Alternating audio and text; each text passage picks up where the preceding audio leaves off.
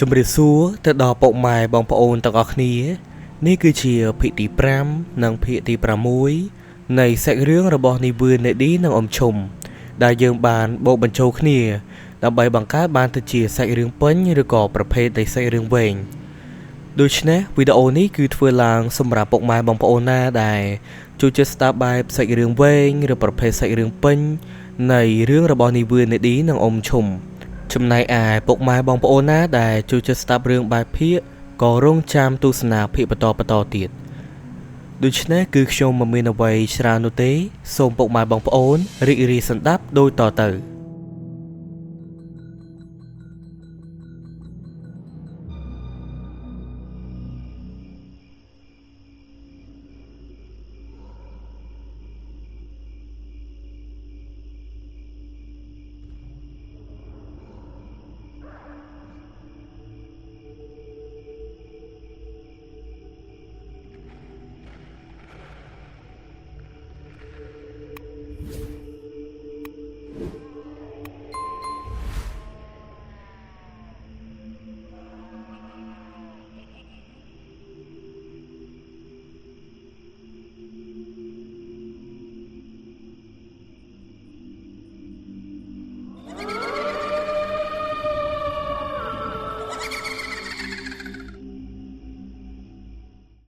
ជំរាបសួរក៏ដូចជាសួស្តីទៅកាន់ពុកម៉ែបងប្អូនទាំងអស់គ្នាថ្ងៃនេះគឺខ្ញុំមានរឿងមួយ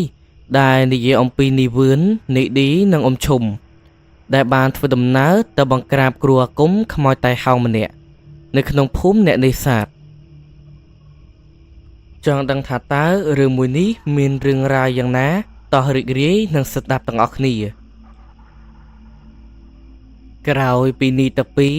រួមមាននាវឿននិងនេឌីបានចប់ពីភ្នំដំរីរួចមក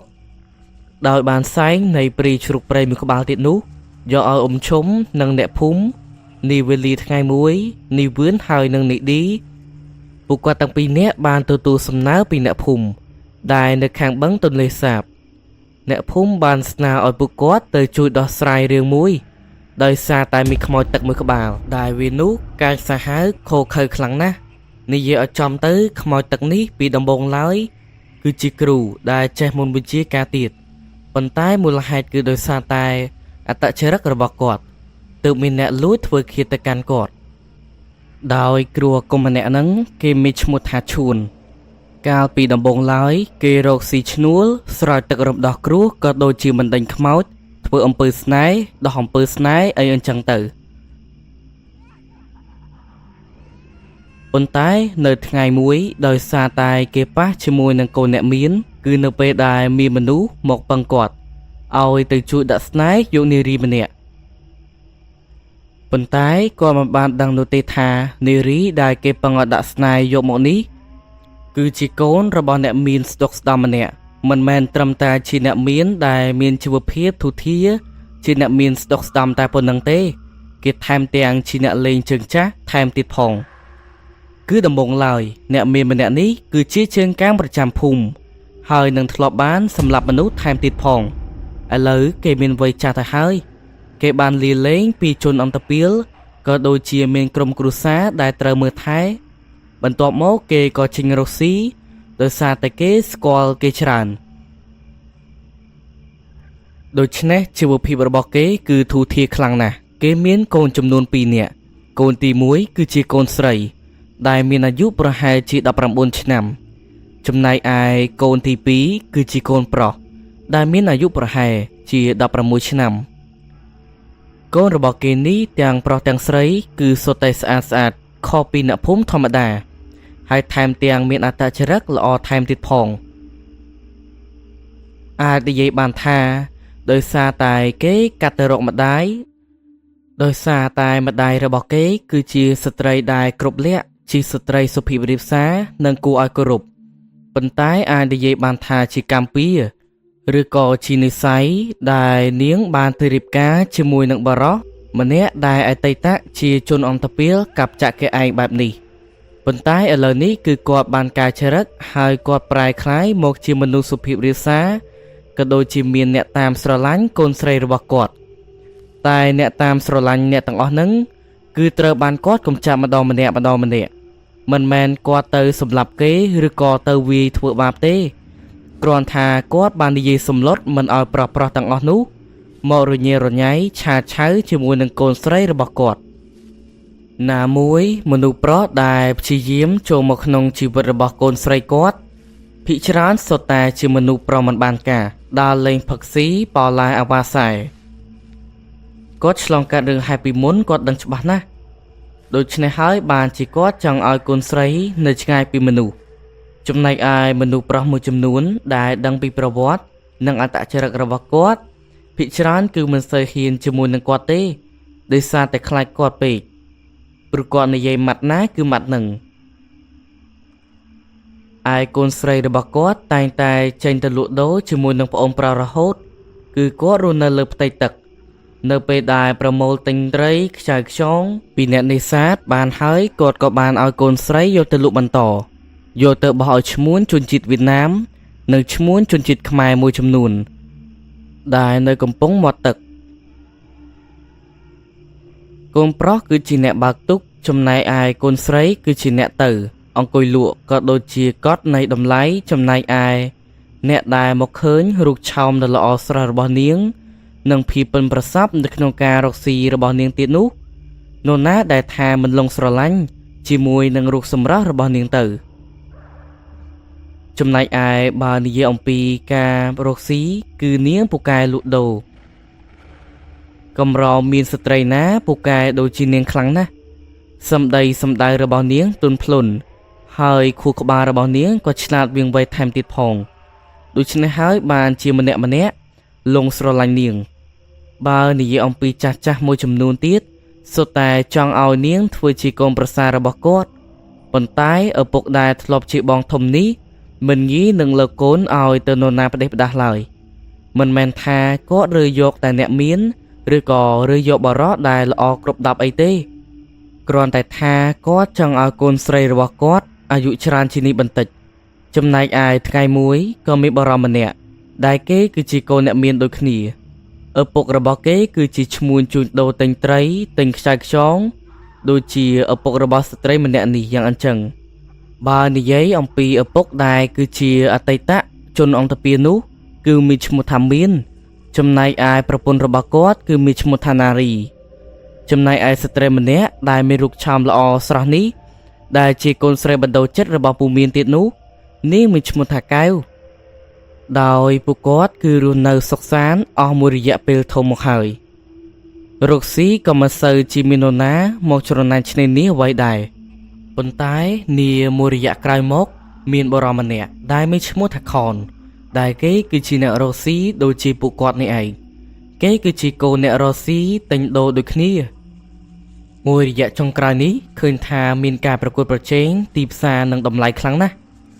នីខនគឺគេមានឪពុកដែលមានឈ្មោះថាឃុំឪពុកនិងកូនគេគឺមានអត្តចរិតដូចគ្នាបេះបិទ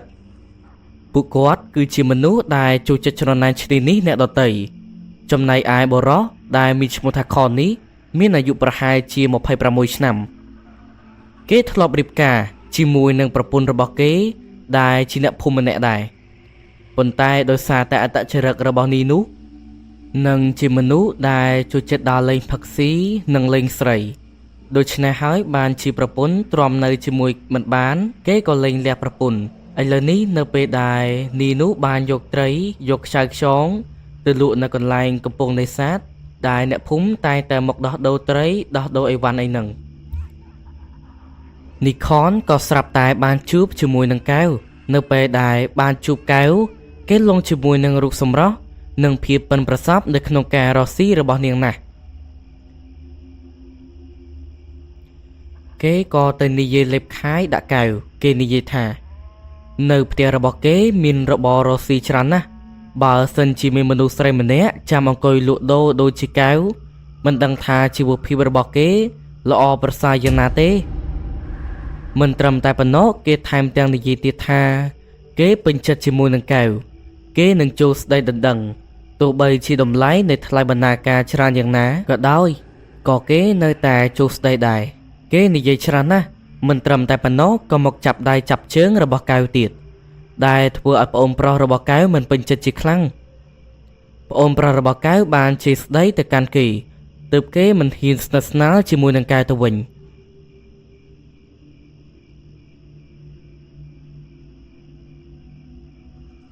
មិនត្រឹមតែប៉ុណ្ណោះនៅពេលដែលកែវត្រឡប់ទៅផ្ទះនីខលនោះគេក៏បានបើកទូកទៅតាមនេះសំណាងហើយដែលជាពេលថ្ងៃបើសិនជាពេលយប់ប្រកាសណាស់កែវជាមួយនឹងប្អូនប្រុសរបស់គេ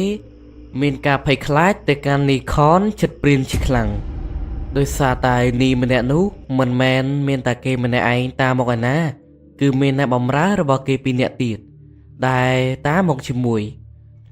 នៅពេលដែលទូករបស់កែវបើកចូលទៅកាន់បរិវេណផ្ទះហើយក៏ស្រាប់តែបរិសម្នាក់នេះនៅតែបើកទូកតាមចូលមកទៀត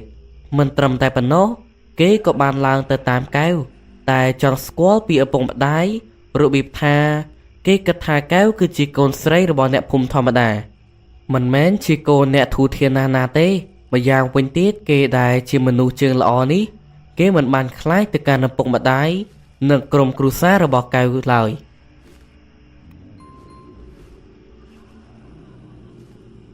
គេគិតថានៅពេលដែលតាមទៅនឹងនិយាយលេបខាយក៏ដូចជាសុំជួសស្ដីដណ្ដឹងនាងតែម្ដងដោយមិនបានពិគ្រោះពិភាក្សាជាមួយនឹងឪពុករបស់កែវឬក៏ក្រុមគ្រួសាររបស់កែវឡើយអត្តចរិតបែបនេះគឺជាមនុស្សប្រុសដែលកែវស្អប់បំផុតមិនត្រឹមតែប៉ុណ្ណោះនៅពេលដែលឡើងទៅជួបជាមួយនឹងឪពុកម្ដាយរបស់កែវដែលដឹងថាផ្ទះសម្បែងរបស់នាងជាអ្នកមានធូរធារដែរនោះគេក៏នៅតែមិនមានការភ័យខ្លាចទៅកាន់គាត់ដដែលទោះបីជាដឹងថានាងកែវគឺជាអ្នកមានធូរធារប្រហែលខ្លួនហើយក៏ដោយក៏នីខននេះមិនមានការក្រែងចិត្តដែរនៅពេលដែលគេឡើងទៅដល់ដំបូងគេគឺនិយាយសមរម្យគេទៅសំពះនឹងនិយាយសំគួរទៅកាន់ម្ដាយហើយនឹងឪពុករបស់កែវចំណែកឯម្ដាយដែលជាមនុស្សដែលសុភាពរាបសាររំទុំនោះក៏និយាយសំគួរមកកាន់គេវិញប៉ុន្តែនៅពេលដែលកាន់តែយូរទៅគេសង្កេតឃើញថានេះគឺនិយាយសម្ដីរឿងឆ្លើយក៏ដូចជាមិនដឹងចាស់មិនដឹងទុំបែបនេះឪពុករបស់កែវក៏បានដើរចេញនិងបាននិយាយស្ដីឲ្យគេខ្លាំងគេមិនបានស្គាល់ឪពុករបស់កែវច្បាស់ទេគេនោះក៏បានតមាត់តកជាមួយនឹងឪពុករបស់កែវបន្តិចបន្ទាប់មកឪពុករបស់កែវក៏បានប្រើប្អូនធម៌របស់គាត់ដែលកំពុងតែនៅជិតនឹងឲ្យទៅយកកំភ្លើងមកគ្រាន់តែឮបែបនេះគេក៏និយាយថាគេសុកចិត្តចាក់ចេញទៅវិញកុំប្រើកំភ្លើងអីសុទ្ធតែជាខ្មែរដូចគ្នាប៉ុន្តែទឹកមុខរបស់នីខននោះមើលទៅហាក់បីដូចជាមិនគោរពមកកាន់ពួកគាត់ទេគេក៏បានចាក់ចេញទៅវិញដោយមិនអស់ចិត្តទាំង3នាក់ហ្នឹងបានបើកទូកចេញទៅវិញឪពុកម្ដាយរបស់កែវក៏មិនបានស្ដីបន្ទោសទៅកាន់កូនខ្លួនឯងទេគឺបន្ទោសទៅកាន់នីខនដែលមិនដឹងចាស់មិនដឹងទុំមិនមានភាពសមគួរជាមួយនឹងពួកគាត់បែបនេះកែវគេបាននិយាយសុំទោសទៅកាន់ឪពុកម្ដាយដែលធ្វើឲ្យបារម្ភម្នាក់ហ្នឹងតាមមកប៉ុន្តែឪពុកម្ដាយមិនបានស្ដីបន្ទោសអ្វីឡើយឪពុករបស់នាងនិយាយថាមួយនេះបើសិនជាកាលអញនៅកំឡោះវិញកុំថាឡើយយកខ្លួនទៅវិញសំបីតែសាកសពក៏យកមិនបានដែរនេះសំណាងហើយដែលអញកាច់ថ្មងបាត់បើអញនៅដោយកាលពីមុនវិញមិនរស់ទេមួយនេះវាពិតជាឆ្លើយខ្លាំងណាស់មិនដឹងជាកូនណាទេវើយចំណែកឯម្ដាយរបស់កែវនៅពេលដែលឪពុកកំពុងតែខឹងបែបហ្នឹងក៏បានទៅនិយាយលួងលោមឪពុកដើម្បីឲ្យគាត់បំបត្តិភាពខឹងក្រោតមកវិញម្ដាយរបស់កែវក៏បានបបួលប្តីខ្លួននិងកូនទាំង2នាក់ដើម្បីទៅហូបបាយជុំគ្នាជាមួយនឹងប្អូនធររបស់ឪពុកកែវផងដោយសារតែវេលាថ្មនេះគឺប្រហែលជាម៉ោង9ទៅ10ថ្ងៃត្រង់បាត់ទៅហើយគឺល្មមនឹងដល់ពេលបាយពួកគាត់ក៏បានទៅបាយជុំគ្នាបន្ទាប់មកកែវជាមួយនឹងប្អូនប្រុសក៏បានទៅធ្វើការងារមួយចំនួនដែលនៅក្នុងផ្ទះម្ដាយក៏បានលាងចានលាងអីឪពុកជាមួយនឹងប្អូនធររបស់គាត់ក៏បានអង្គុយជជែកគ្នាលេងពីនេះពីនោះនៅពេលហ្នឹងឪពុករបស់កែវក៏បានបបួលប្អូនធររបស់គាត់ដើម្បីដកមេនិយាយគ្នាលេង កំពុងតែនិយាយគ្នាពីនេះពីនោះប្អូនធររបស់គាត់ក៏ស្រាប់តែនិយាយចេញមកថាអាមួយអបាញ់មិញនេះគឺខ្ញុំស្គាល់វាគឺវាមានឈ្មោះថាខនវាគឺជាកូនរបស់បរិសម្នាក់ដែលមានឈ្មោះថាខុំពួកវានេះគឺសុទ្ធតែជាជើងល្អវាធ្លាប់ធ្វើបែបនេះដាក់អ្នកភូមិអស់ច្រើនអ្នកណាឯងគួរតែប្រយ័ត្នជាមួយនឹងវាបន្តិចដោយសារតែពីអ្នកនេះក៏មានអំណាចដែរហើយថែមទាំងមានជីវភាពធូរធារទៀតផងជីវភាពរបស់ពួកវាមិនក្រោមឯងទេមានតែស្មើឯងឬក៏លើសទៀតផងគាត់និយាយស្ដីគ្នាដូចជាមិត្តភក្តិយ៉ាងអញ្ចឹងដោយសារតែពួកគាត់ទាំងពីរនាក់នេះអ្វីត្បិតតែជាបងធរនិងប្អូនធរពិតមែនប៉ុន្តែអាយុគឺខុសគ្នាត្រឹមតែ2ឆ្នាំតែប៉ុណ្ណោះឪពុករបស់កែវនៅពេលដែលឮប្អូនធរនិយាយចេញមកបែបនេះគាត់មិនបានភ័យព្រួយអ្វីឡើយគាត់ក៏បានតបទៅកាន់ប្អូនធររបស់គាត់វិញថាឯងជំមើលបើសិនជាវាចង់សាកឲ្យវាសាកជាមួយនឹងយើងមើលចង់ដឹងថាតើវាទៅរួចជាមួយនឹងយើងអត់ប្អូនធររបស់គាត់ក៏បានសួរទៅវិញដែរថាតើឯងចង់ត្រឡប់ទៅផ្លូវចាស់វិញមែនទេឯងបានកែខ្លួនអស់រយៈពេលជាច្រើនឆ្នាំមកហើយណាឯងកុំត្រឡប់ទៅដានចាស់របស់ឯងវិញទេ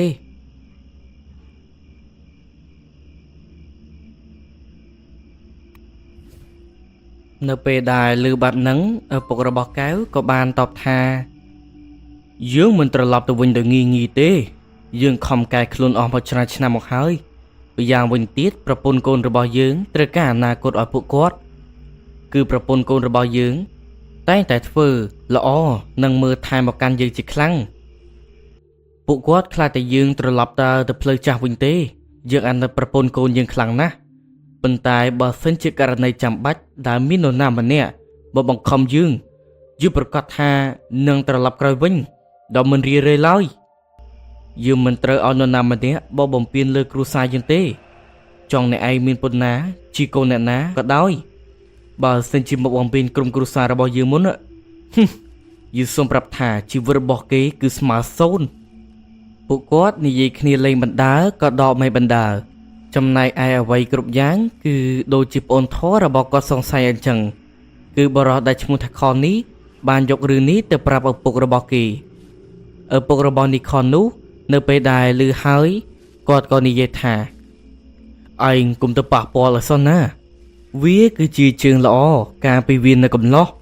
វាធ្លាប់សម្លាប់មនុស្សច្រើនអ្នកណាស់មិនត្រឹមតែប៉ុណ្ណោះវាមានជីវភាពធូរធារទៀតអញ្ចឹងឯងកុំចង់ទៅប៉ះពាល់កូនស្រីរបស់គេអីណាកូនចំណែកឯនីខនក៏បាននិយាយចេញមកថាខ្ញុំគឺស្រឡាញ់នាងណាពុកខ្ញុំចង់បាននាងខ្លាំងណាស់បើសិនជាអត់នាងទេខ្ញុំនៅមិនសុខឡើយចំណែកឯឪពុករបស់គេដែលឈ្មោះថាខុបនេះគឺស្រឡាញ់កូនលើពីអ្វីៗទាំងអស់សឹងតែកូនប្រុសចង់បានអ្វីក៏គាត់ឲ្យដែរដោយសារតែគាត់ស្រឡាញ់ទៅកាន់កូនម្នាក់នេះខ្លាំងពេកចំណែកឯនៅពេលដែលឮកូននិយាយបែបនេះប្រកាសណាស់គាត់គឺព្រមឲ្យកូនតាមស្រឡាញ់ម្នាក់ស្រីដែលឈ្មោះថាកែវនេះប៉ុន្តែអ្វីគ្រប់យ៉ាងគឺគាត់ចង់ឲ្យកូនប្រុសពិចារណាសិនថាគេព្រមស្រឡាញ់មកកាន់នីខនវិញដែរឬក៏អត់ប៉ុន្តែកូនប្រុសរបស់គាត់ក៏បាននិយាយថាគឺនាងមិនព្រមស្រឡាញ់ខ្ញុំទេទាំងឪពុកម្ដាយរបស់នាងមើលទៅគឺមិនពេញចិត្តនៅខ្ញុំឡើយខ្ញុំជឿថាទោះបីជាយើងចូលតាមប្រពៃណីក៏ឪពុកម្ដាយកែវមិនលើកឲ្យខ្ញុំដែរឪពុករបស់គេក៏បានដកដង្ហើមធំបន្តិចបន្ទាប់មកក៏បានខ្សឹកខ្សៀវប្រាប់កូនប្រុសថាណែកូនឯងធ្លាប់ឮអំពីគ្រូម្នាក់ដែលមានឈ្មោះថាឈួនទេគេរស់នៅភូមិដែលនៅឆ្ងាយពីយើងទៅមិនឆ្ងាយប៉ុន្មានឡើយគឺរំលងតែមកភូមិតែប៉ុណ្ណោះគឺទៅដល់ហើយគ្រូម្នាក់នេះឪឮថាគេពូកែខ្លាំងណាស់គេពូកែនៅក្នុងការធ្វើស្នេហ៍ដែលអំពើក៏ដូចជាប្រើនៃមន្តវិជ្ជាផ្សេងនិយាយទៅគ្រូឈួននេះគឺពូកែមែនតែនបើថាកូនឯងតាមស្រឡាញ់មិនបានគេមិនព្រមលើកឲ្យកូនឯងនោះលេងតាមផ្លូវកាត់តែម្ដងទៅណាកូនកូនប្រុសរបស់ពូខុងនៅពេលដែលបានលើបែបនេះក៏ងាកទៅសម្លឹងមើលមុខរបស់ឪពុកបន្ទាប់មកក៏បានញញឹមតិច ម្ដាយរបស់គេបានដើរពីខាងក្រៅផ្ទះមកនឹងសួរថាកំពុងតែនិយាយអីជាមួយនឹងកូននឹងឯងឪពុករបស់នីខនក៏បាននិយាយថាមិនមានអ្វីនិយាយទេនិយាយតែរឿងរកស៊ីតែប៉ុណ្ណោះហ្នឹងណាអូនឯងទៅធ្វើការរបស់អូនឯងសិនទៅបងបង្រៀនកូនរកស៊ីបន្តិចពុកឃុំនោះបានលាក់លៀមជាមួយនឹងប្រពន្ធដោយសារតែប្រពន្ធរបស់គាត់នេះអាចនិយាយបានថាគាត់គឺជាមនុស្សល្អមិនមែនជាមនុស្សអាក្រក់អីណាណីទេដូច្នេះហើយបើសិនជាកូនប្រុសចង់ធ្វើរឿងនៃស្មោកគ្រោកអស់ទាំងនេះម្ដាយគឺមិនអនុញ្ញាតឲ្យប្រព្រឹត្តនៃទង្វើទាំងអស់នេះឡើយមានតែឪពុកដែលជាមនុស្សដែលមានអត្តចរិតបែបនេះតែប៉ុណ្ណោះដែលជ្រុំជ្រែងកូនឲ្យធ្វើរឿងអាក្រក់អស់ទាំងនឹងបន្ទាប់មកឪពុកបាននិយាយបន្តទៅកូនថាកូនឯងចំណាយលុយមួយចំនួននិងទំនើបមួយចំនួនទៅនិងទំនើបមួយចំនួនយកទៅដាក់ឲ្យគ្រូនឹងទៅគ្រូឈួនប្រកាសជាជួយយើងជាក់ជាមិនខានដាក់អំពើស្នេហ៍យកគេទៅណាតែពីដំបូងគឺទាមទារឲ្យកូនឯងគឺសួរនាំអាយុពិតរបស់គេសិនចង់ដឹងថាគេកើតនៅឆ្នាំណាខែណាថ្ងៃណាបើសិនជាអាចកូនឯងលួចទាញយកសក់របស់នាងបន្តិចមកក៏ល្អដែរណាកូននីខននោះក៏បានញញឹមចេញហាក់បីដូចជាពេញចិត្តនឹងសម្ដីនិងទង្វើដ៏អាក្រក់របស់ពុកគេខ្លាំងណាស់ឥឡូវនេះគេក៏បានឲ្យលុយមួយចំនួនទៅកាន់បរិមម្នាក់ដើម្បីឲ្យទៅស៊ើបសួរពីអាយុរបស់កែវព្រោះគេដឹងច្បាស់ថាបើសិនជាគេទៅតែខ្លួនឯងប្រកាសណាស់គឺនាងមិនព្រមប្រាប់អំពីអាយុរបស់នាងទេម្យ៉ាងវិញទៀតនៅពេលដែលនាងឃើញមុខគេប្រកាសជាស្អប់ជាក់ជាមិនខានចំណែកឯបើនិយាយអំពីរឿងទៅយកសក់របស់នាងគឺគេនឹងទៅដល់ផ្ទាល់ដោយសារតែថ្ងៃស្អែកនេះគឺគេនឹងត្រូវយកត្រីហើយនឹងខ្យងខ្ចៅយកទៅលក់ឲ្យឈ្មួញទិញទំនិញចំណែកឯកែវប្រកាសណាស់នាងនឹងទៅលក់ដូចគ្នាបើសិនជានាងទៅជាមួយនឹងឪពុកម្ដាយគឺនីខនមិននៅក្បែរបានទេប៉ុន្តែបើសិនជាគេនៅតែពីអ្នកប្អូនប្រកាសណាស់គេធ្វើយ៉ាងណាទៅយកសក់របស់នាងឲ្យទាល់តែបានបន្ទាប់មកបរិមម្នាក់ដែលគេប្រើឲ្យទៅក៏អាចស៊ើបដឹងនៃអាយុពិតថ្ងៃខែឆ្នាំកំណើតពិតរបស់នាងកែវដោយសារតែបរិមម្នាក់នេះបានទៅផ្ទះរបស់លោកយាយម្នាក់ដែលមានអ្នកនិយាយថាលោកយាយម្នាក់នេះឯងដែលជាយាយម៉បបង្កើតកែវមកដូច្នេះលោកយាយម្នាក់នេះគឺនៅចាំថ្ងៃខែឆ្នាំកំណើតច្បាស់របស់កែវខ្លាំងណាស់ណាមួយបរិសនោះក៏ព្រមប្រគល់លុយមួយចំនួនឲ្យទៅកាន់លោកយាយម្នាក់នឹងរួចក៏ព្រមនិយាយប្រាប់តាមត្រង់ដោយបរិសម្នាក់នឹងគេនិយាយថាគឺមានអ្នកដែលពេញចិត្តទៅកាន់នាងគ្រាន់តែចង់មើលថ្ងៃខែឆ្នាំកំណើតថាល្អដែរឬក៏អត់ប៉ុណ្ណឹងទេដោយបរិសម្នាក់នេះមិនបាននិយាយឡើយថាមាននីខនពឹងគាត់ដើម្បីមកសួរដើម្បីដាក់ស្នេហ៍ទៅលើនាងកែវនោះទេ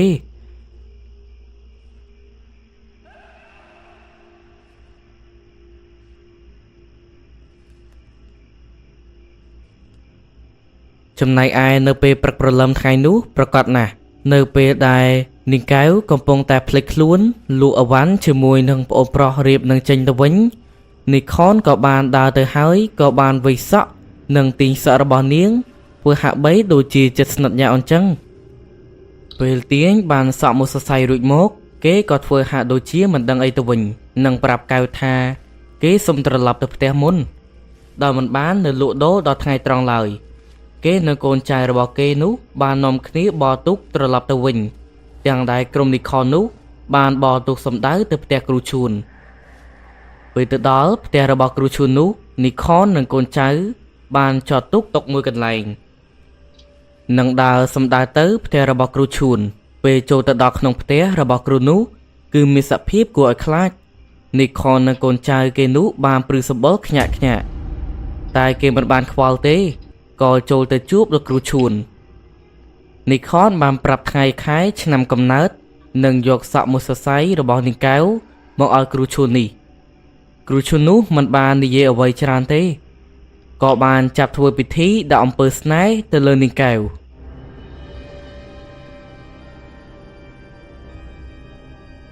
យើងកាត់មកមួយរយៈក្រោយមកនាងកែវមានសភាពប្លែកជាងមុនដោយមានសកម្មភាពប្លែកនាងតែងតែទន្ទិញឈ្មោះនីខនជានិច្ចកាល ជួនកាលនាងមិនបានបាយនឹងទឹកទេហើយតែងតែចង់ជួបមុខរបស់នីខននោះឪពុករបស់នាងកែវដែលជាអ្នកលេជើងចាស់នោះផងពេលដែលឃើញនាងកែវបង្ហាញសកម្មភាពបែបនេះញយគាត់ក៏បានដឹងថានីខនម្នាក់នេះធ្វើអំពើស្នេហ៍ទៅលើកូនស្រីគាត់ហើយលុះពេលយប់ក្រោយពីនាងកែវដេកលងលក់នៅក្នុងបន្ទប់បាត់ឪពុកដែលមានឈ្មោះថាមាននេះក៏បានទៅជួបនិយាយជាមួយប្រពន្ធគាត់អំពីរឿងដែលកូនស្រីរបស់គាត់ត្រូវអំពើស្នេហ៍នីខនក្រោយពីនិយាយចប់ម្ដាយនាងកែវក៏បានឆ្ងល់ដែរនៅពេលដែលឪពុកនិយាយប្រាប់ម្ដាយក៏ជឿទៅលើរឿងនេះ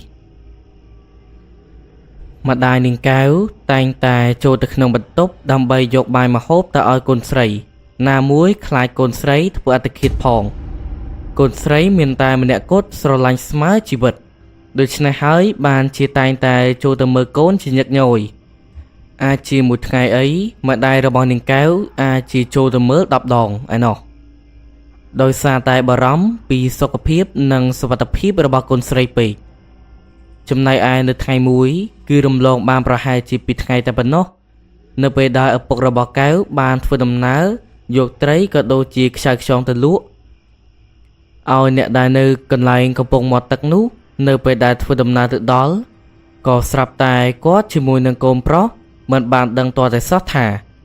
នៅពេលដែលម្ដាយរបស់កែវបានចូលទៅមើលកូនគ្រាន់តែបើកទ្វារភ្លាមគឺគាត់មិនបានឃើញកូនស្រីរបស់គាត់ទេដែលកែវក៏បានចាក់ចេញពីផ្ទះមិនត្រឹមតែប៉ុណ្ណោះកែវបានបើកទូកមួយដែលនៅក្បែរផ្ទះរបស់ខ្លួនធ្វើដំណើរចាក់ចេញទៅម្ដាយរបស់កែវថ្មីត្បិតតែពូកែក៏ដូចជាស្ត្រីដែលគ្រប់លក្ខពិតមែនប៉ុន្តែគាត់មិនចេះបើកទូកនោះទេនៅពេលហ្នឹងក៏ស្រាប់តែគាត់បានស្រែកឲ្យអ្នកភូមិជួយប៉ុន្តែមិនមានអ្នកភូមិណាដែលនៅក្បែរផ្ទះទេនៅពេលហ្នឹងអ្នកភូមិភាគច្រើនគឺបានធ្វើដំណើររកស៊ីអស់ហើយឪពុកជាមួយនឹងប្អូនប្រុសក៏មិនបានដឹងនោះទេថាកែវបានធ្វើដំណើរចាក់ចេញទៅបាត់គាត់ក៏បានព្យាយាមតាមរកនាងដែរប៉ុន្តែរកមិនឃើញឡើយរយៈពេលប្រហែលជាពេញមួយថ្ងៃបានឪពុកត្រឡប់មកវិញ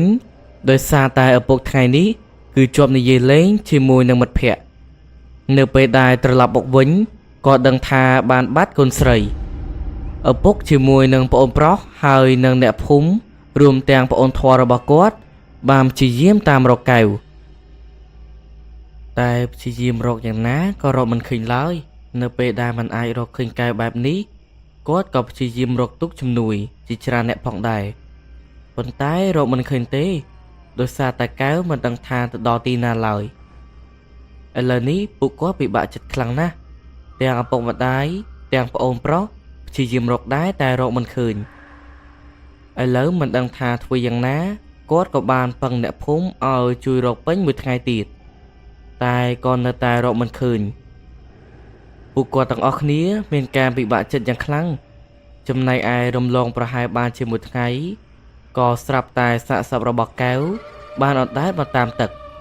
គឺមិនមែនថានាងស្លាប់ហើយត្រូវបានគេទម្លាក់ចូលក្នុងទឹកទេសាកសពរបស់នាងគឺត្រូវបានគេរំលោភបន្ទាប់មកក៏សម្លាប់នាងចោលហើយក៏បានដាក់នៅលើក្បូនមួយដែលមានដើមឫស្សីនិងដើមកំប្លោកទ្រពីក្រោមបន្ទាប់មកក៏បានបណ្តែតនាងតាមខ្សែទឹកចិត្តជាឪពុកម្ដាយនៅពេលដែលបានឃើញគឺមានការតក់ស្លុតជាខ្លាំងឥឡូវនេះឪពុកម្ដាយគឺបានហាក់បីដូចជាមនុស្សវិកលចរិតបាត់ទៅហើយ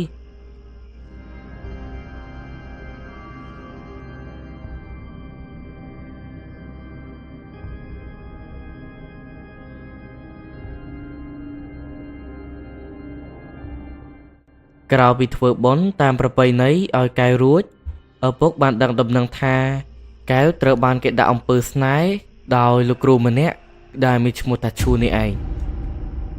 ចំណែកឯអ្នកដែលរួមគំនិតនៅក្នុងរឿងហ្នឹងគឺជានីខនដែលតាមមកដល់ផ្ទះរបស់គាត់នឹងឯងគាត់ស៊ើបដំណឹងនេះគឺដឹងដោយសារលោកយាយម្នាក់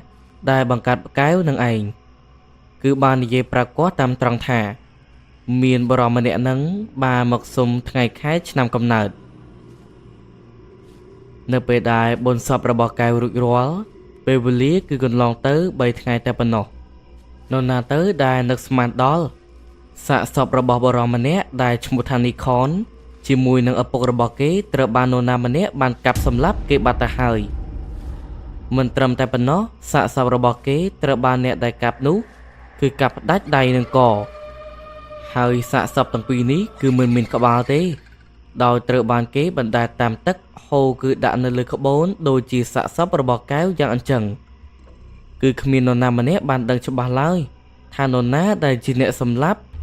ពីអ្នកឪពុកកូនមួយនេះប៉ុន្តែអ្នកភូមិមួយចំនួនធំគឺដឹងហើយថាគឺជាឪពុករបស់កែវនេះឯង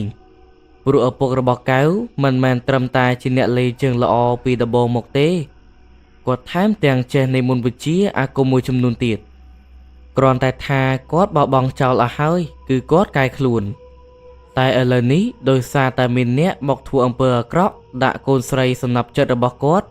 ដូច្នេះហើយបានជាគាត់សងសឹកទៅកាន់គេវិញឥឡូវនេះគាត់បានសម្លាប់អ្នកដែលបានធ្វើអំពើអាក្រក់មកកាន់កូនស្រីរបស់គាត់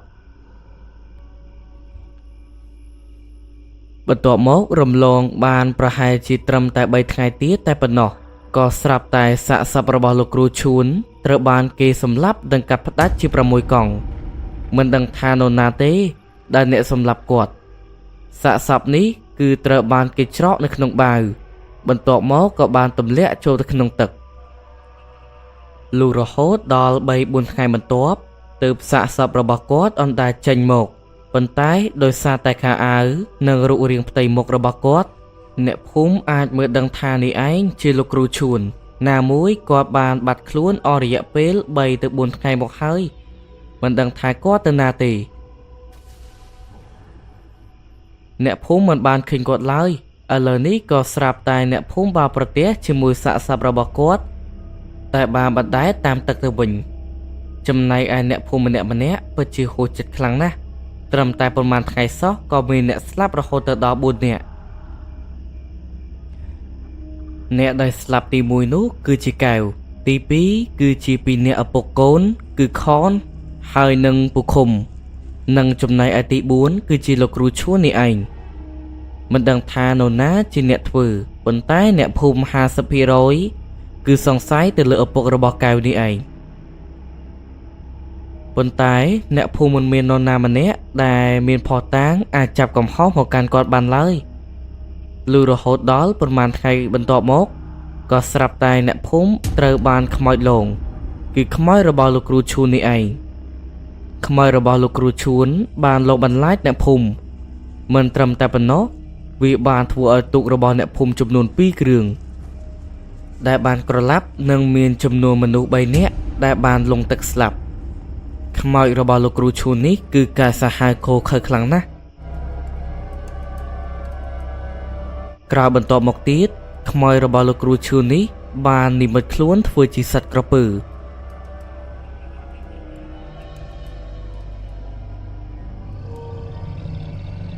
ហើយបានហែលលងបន្លាចអ្នកភូមិដែលបានទៅសម្រាកនៅខាងលើកោះនិយាយទៅខ្មោចរបស់គាត់លងជារៀងរាល់ថ្ងៃដែលធ្វើឲ្យអ្នកភូមិមានភាពភ័យខ្លាចជាខ្លាំង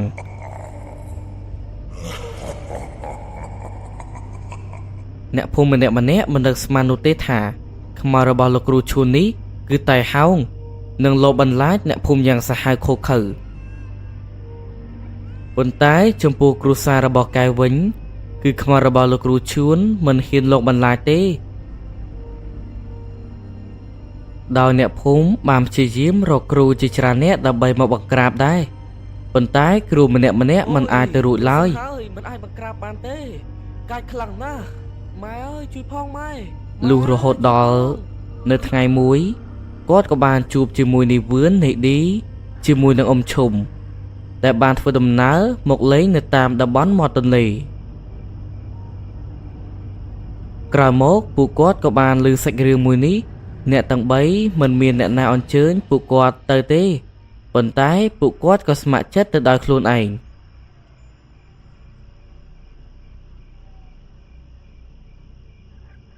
ដោយអ្នកទាំង3បានធ្វើដំណើរទៅដល់កន្លែងមាត់ទឹកបន្ទាប់មកពួកគាត់ក៏បានធ្វើដំណើរឡើងជិះទូករបស់អ្នកភូមិគឺមានអ្នកភូមិម្នាក់បានជូនពួកគាត់ទៅចំណែកឯនៅត្រង់កន្លែងហ្នឹងពេលរសៀល គឺគ្មាននរណាហ៊ានទៅទេដោយសារតែខ្មោចរបស់លោកគ្រូឈួននេះគឺលងសាហាវពេកអ្នកភូមិជាច្រើនអ្នកកំពុងតែងាកសម្លឹងមើលទូកឈើមួយដែលកំពុងតែរសាត់អណ្ដែតនៅលើផ្ទៃទឹកដែលធ្វើដំណើរទៅត្រង់ចំណុចមួយដែលប្រសពនៃទឹកនិងកោះ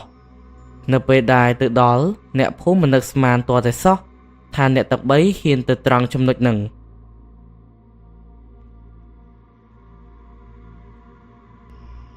បន្ទាប់មកអ្នកទាំង3ក៏បានសូត្រសែបនៃមន្តវិជ្ជារបស់ពួកគាត់ហើយក៏បានបាចផេះអ្វីមួយយ៉ាងចូលទៅក្នុងទឹកទន្លេពួកគាត់បានសែបសូត្រនៃមន្តវិជ្ជាច្រើនហើយក៏បានធ្វើដំណើរត្រឡប់មកវិញដោយមិនមានគ្រោះថ្នាក់អ្វីសោះនៅពេលដែលពួកគាត់ធ្វើដំណើរត្រឡប់មកវិញគឺនៅម៉ោងប្រហែលជា7 កន្លះយប់បាត់ទៅហើយផ្ទៃមេឃក៏ចាប់ផ្ដើមងងឹតមានតែទូកឈើមួយទេដែលរសាត់អណ្ដែតទៅលើផ្ទៃទឹកជាមួយនឹងភ្លើងដែលបានបញ្ចាំងមកពួកគាត់ទាំងអស់គ្នាពួកគាត់ក៏បានធ្វើដំណើរត្រឡប់មកវិញ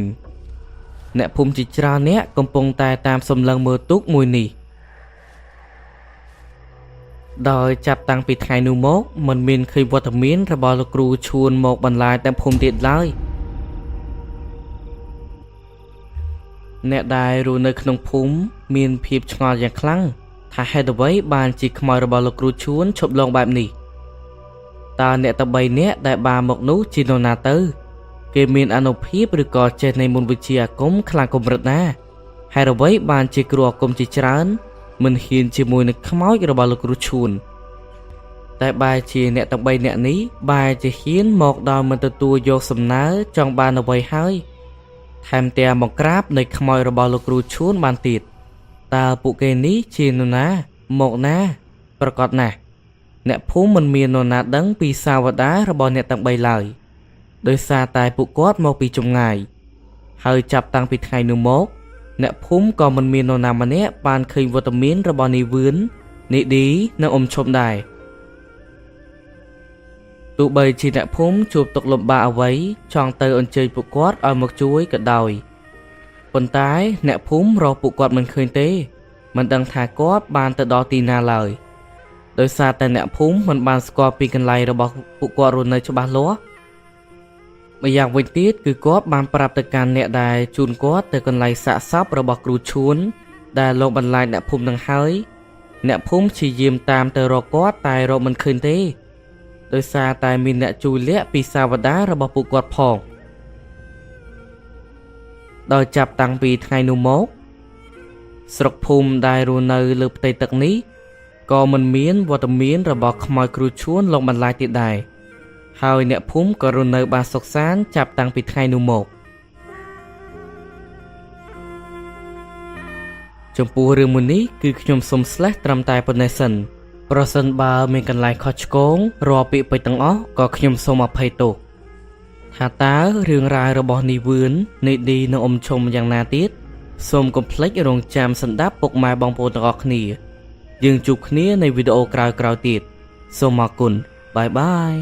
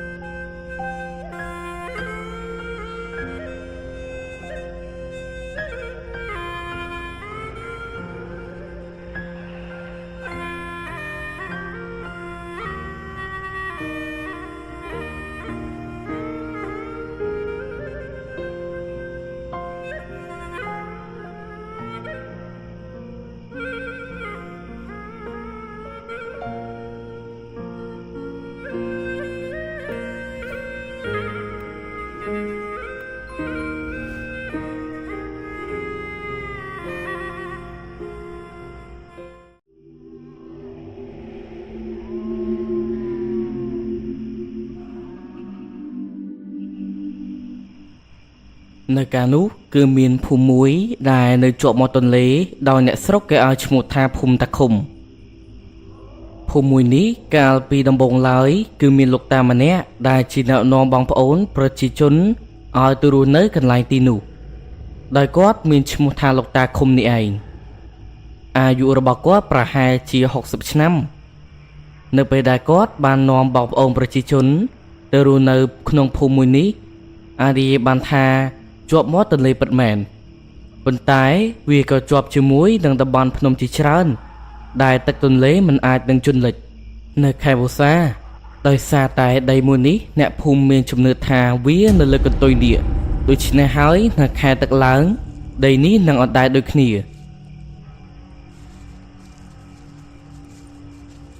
ប៉ុន្តែអ្នកខ្លះគេជំនឿបែបនេះដោយសារតែលោកតាម្ចាស់ទឹកម្ចាស់ដីដែលគ្រប់គ្រងថែរក្សានៅទីនេះគឺពិតជាស័ក្តិសិទ្ធិខ្លាំងណាស់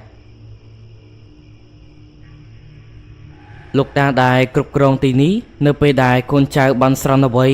តែងតែទទួលបានទៅបំណងរីឯបើនិយាយអំពីលោកតាឃុំដែលជាអ្នកនាំបងប្អូនប្រជាជនមកនៅទីនេះពីដំបូងឡើយនៅតំបន់នេះគឺជាតំបន់ព្រៃមួយតែប៉ុណ្ណោះប៉ុន្តែដោយសារតែគាត់បានសង្កេតឃើញថាបរិវេណតំបន់ទីនេះគឺអាចឲ្យពួកគាត់ធ្វើស្រែចម្ការបានដោយសារតែវានៅជាប់មាត់ទឹកជាពិសេសគឺខែទឹកសម្រក់វិញម្យ៉ាងទៀតបងប្អូនដែលចង់រកស៊ីនេសាទក៏ជារឿងស្រួលថែមទៀតផងនឹងនៅជាប់មាត់ទន្លេពិតមែនប៉ុន្តែមានព្រៃរនាមដែលទឹកមិនអាចលិចទាំងស្រុងនឹងជាប់នឹងតំបន់ភ្នំគឺពោពេញទៅដោយពពួកសត្វព្រៃមានសត្វឆ្លុះសត្វជ្រូកព្រៃនិងប្រភេទសត្វទន្សាយគឺមិនមានសត្វខ្លាកែសាហាវប្រភេទផ្សេងរស់នៅទេ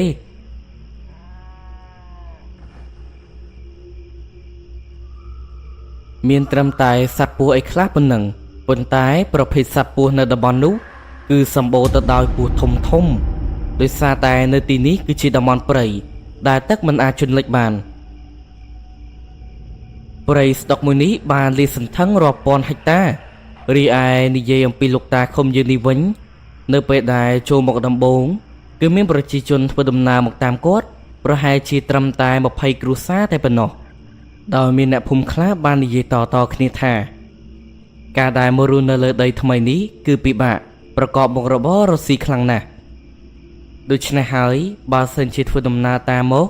ខ្លាចក្រែងថាវាពិបាកជាងរស់នៅភូមិចាស់ខ្លាចក្រែងថាមកចាប់ផ្ដើមនៅកន្លែងដីថ្មីរកអ្វីហូបមិនបានចំណែកឯលោកតាឃុំយើងនេះវិញគឺមិនបានបង្ខំនរណាម្នាក់ឲ្យមកតាមគាត់ទេប៉ុន្តែមានតែអ្នកភូមិស្ម័គ្រចិត្តតែប៉ុណ្ណោះនៅពេលដែលមកដល់ដំបូងពួកគាត់នាំគ្នាកាប់ឆ្ការព្រៃ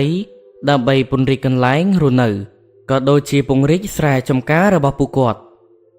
កាលពីដំបូងឃើញថាដីតំបន់ថ្មីដូច្នេះដំណាំស្រូវដំណាំបន្លែរបស់ពួកគាត់គឺល្អខ្លាំងណាស់គួបផ្សំជាមួយនឹងបងប្អូនអ្នកភូមិមួយចំនួនដែលពួកគាត់បានរកស៊ីនេសាទត្រី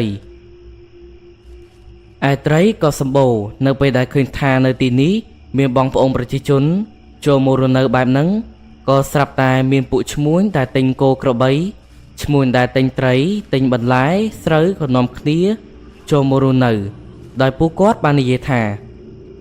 ឲ្យទិញគោក្របីពីពួកគាត់ខ្លះៗយកមកចិញ្ចឹមមកព្រោះតំបន់ភូមិនេះសម្បូរស្មៅខ្ចីៗសម្រាប់ឲ្យគោក្របីស៊ីខ្លាំងណាស់ណាមួយនៅពេលដែលអ្នកភូមិបានប្រមូលផលស្រូវប្រមូលផលដំណាំហើយគឺទុកដីទំនេរចោលរីឯបើសិនព្រមទិញគោក្របីពីពួកឈ្មួញចំណូលថ្មីនោះនៅពេលដែលគោក្របីកើតកូនកើតចៅគេក៏នឹងជួយទិញវិញ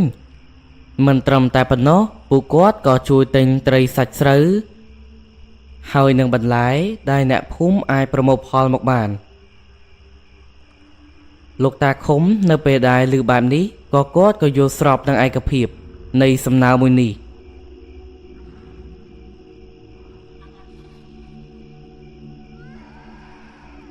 បន្ទាប់មកស្រុកភូមិក៏ចេះតែរីកចម្រើនពីមួយថ្ងៃទៅមួយថ្ងៃនិយាយទៅពីមួយថ្ងៃទៅមួយថ្ងៃបងប្អូនអ្នកភូមិរស់ស៊ីកាក់កបខ្លាំងណាស់មិនត្រឹមតែប៉ុណ្ណោះមានអ្នកភូមិដទៃសុំចូលមករស់នៅផងដែរដោយសារតែឃើញនៅទីនេះគឺស្រួលរស់នៅស្រួលប្រកបមុខរបរស្រែចម្ការនិងរកនេសាទត្រីរកអីជាដើមរីឯស្រុកភូមិឥឡូវនេះមានមនុស្សរស់នៅប្រហែលជា35គ្រួសារហើយភូមិមួយនេះគឺគេដាក់ឈ្មោះថាភូមិតាឃុំដោយសារតែលោកតាឃុំគាត់គឺជាអ្នកដែលបបួលបងប្អូនប្រជាជនឲ្យមករស់នៅរីឯនិយាយអំពីលោកតាឃុំនេះវិញគាត់ជាមនុស្សដែលចេះមន្តវិជ្ជាខ្លះៗហើយគាត់ក៏ធ្លាប់ធ្វើជាព្រានព្រៃហើយគាត់ក៏ធ្លាប់ធ្វើជាទាហានដ៏ឆ្នើមនៅក្នុងជួរទ័ពទៀតផងនិងមានរឿងជាច្រើនទៀតដែលគាត់ធ្លាប់ធ្វើដូចជាការសម្លាប់សត្វកាច់សាហាវកម្ចាត់ចោរព្រៃក៏ដូចជាកម្ចាត់ពពួកវិញ្ញាណខ្មោចព្រាយបិសាចមួយចំនួនអីជាដើម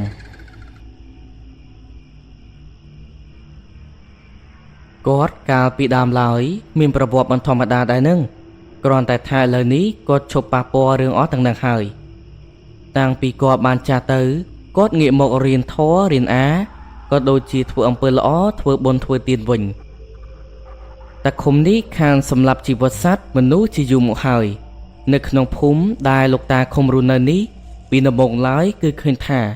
បងប្អូនប្រជាជនអ្នកភូមិទាំង35គ្រួសារនេះគឺមានជីវភាពធូរធារខ្លាំងណាស់នៅពេលដែលពួកគាត់អាចដាំបន្លែបានច្រើនអាចដាំដំណាំបានច្រើនក៏ដូចជាប្រមូលផលស្រូវនេះដោយសារតែនៅតំបន់ទីហ្នឹងគឺជាប្រភពដែលអាចអ្នកភូមិធ្វើស្រែបានច្រើនរដូវមានឈ្មោះជាច្រើនដែលធ្វើដំណើរតាមទូកតាមផ្លូវទឹកក៏បានចូលមកជារឿយៗមិនត្រឹមតែប៉ុណ្ណោះបងប្អូនមួយចំនួនអាចរកត្រីរកក្តាមរកខ្យងនៅក្នុងទឹកបានច្រើនខ្លាំងណាស់ដែលធ្វើឲ្យឈ្មួញជួញដូរភាគច្រើនបែរមកចាប់អារម្មណ៍ភូមិរបស់តាឃុំនេះវិញដោយសារតែពួកគាត់លក់នៅក្នុងតម្លៃថោកជាងទីផ្សារឥឡូវក៏មានបងប្អូនដែលរស់នៅលើផ្ទៃទឹកបានមកសូមអនុញ្ញាតរស់នៅប្រហែលជា10គ្រួសារជាងទៀតហើយតាឃុំគាត់មិនបានចិត្តអាក្រក់ទេគាត់ក៏បានអនុញ្ញាតឲ្យបងប្អូនអ្នកភូមិចំណូលថ្មីចូលមករស់នៅជាបន្តបន្ទាប់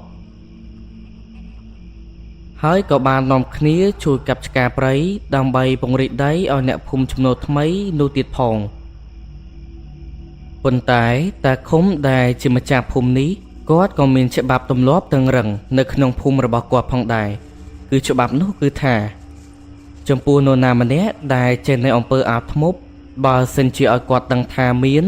នៅក្នុងភូមិរបស់គាត់គឺគាត់នឹងដាក់ទោសសម្លាប់ចោលតែម្ដងរីឯបើសិនជាអ្នកភូមិណាម្នាក់ដែលធ្វើជាចោរប្លន់ទ្រព្យសម្បត្តិអ្នកភូមិដូចគ្នានោះបើសិនជាតាឃុំនេះចាប់បានគាត់នឹងដាក់ទោសដោយត្រូវកាត់ដៃកាត់ជើងទាំងរស់តែម្ដងនឹងនៅមានច្បាប់ទម្លាប់ជាច្រើនទៀតដែលលោកតាឃុំនេះបានចែងមកអ្នកភូមិដែលរស់នៅក្នុងភូមិនេះត្រូវតែស្ដាប់តាមសម្ដីរបស់គាត់ទើបគាត់អនុញ្ញាតឲ្យរស់នៅជាមួយ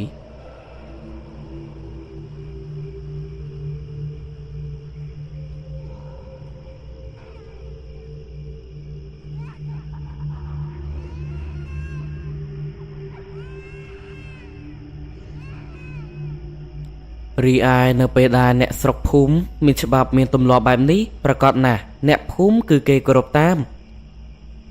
មានច្បាប់មានទម្លាប់ទៅស្រុកភូមិរស់នៅបានសុខសាន្តចំណែកឯអ្នកភូមិដែលចូលមករស់នៅក្នុងភូមិតាឃុំនេះពួកគាត់បានចំណាយពេលប្រហែលជាទៅតែ7ទៅ8ខែតែប៉ុណ្ណោះពួកគាត់ក៏មានលទ្ធភាពធ្វើផ្ទះធំរស់នៅពួកគាត់ក៏មានលទ្ធភាពចិញ្ចឹមគោក្របីយ៉ាងច្រើនផងដែរគឺអ្នកភូមិរាល់គ្រួសារតែម្ដងសុទ្ធតែមានផ្ទះធំធំនិងមានគោក្របីជាច្រើនតែមើលទៅជីវភាពរបស់អ្នកភូមិតាឃុំនេះល្អប្រសើរខ្លាំងណាស់ប៉ុន្តែនេះឯងក៏ជាការដែលតាក់ទាញពពួកក្រុមចៅផងដែរព្រោះក្រុមចៅភិកច្រើនគឺវាមើលតែភូមិណាដែលមានអ្នកមានជីវភាពធូរធារតែប៉ុណ្ណោះគឺវាគិតថាភិកច្រើនអ្នកភូមិគឺមានទ្រព្យមានគេអាករពីឪពុកម្ដាយឬសាច់ញាតិបងប្អូនទេគិតថាអ្នកទាំងនោះខិតខំប្រឹងប្រែងដល់ខ្លួនឯងទេគឺពួកគេចាប់អារម្មណ៍នៅក្នុងការប្លន់ខ្លាំងណាស់ថ្ងៃមួយមានក្រុមចៅមួយក្រុមដែលមានឈ្មោះថាក្រុមចៅនិវង្សពួកគេគឺមានគ្នាប្រហែលជា15នាក់ពួកគេមិនមែនជាក្រុមចៅដែលចេញប្លន់តាមគោកតាមតំបន់ព្រៃភ្នំនោះទេពួកគេគឺជាក្រុមចៅដែលជិះទូកប្លន់នៅតាមផ្ទៃទឹកនៅពេលដែលមានឈ្មួញជួញដូរណាដែលជាអ្នកមានធូរធារឆ្លងកាត់តំបន់ដែលគេនៅហើយភិកច្រើនគឺត្រូវបានក្រុមចៅនិវង្សនេះប្លន់ទាំងអស់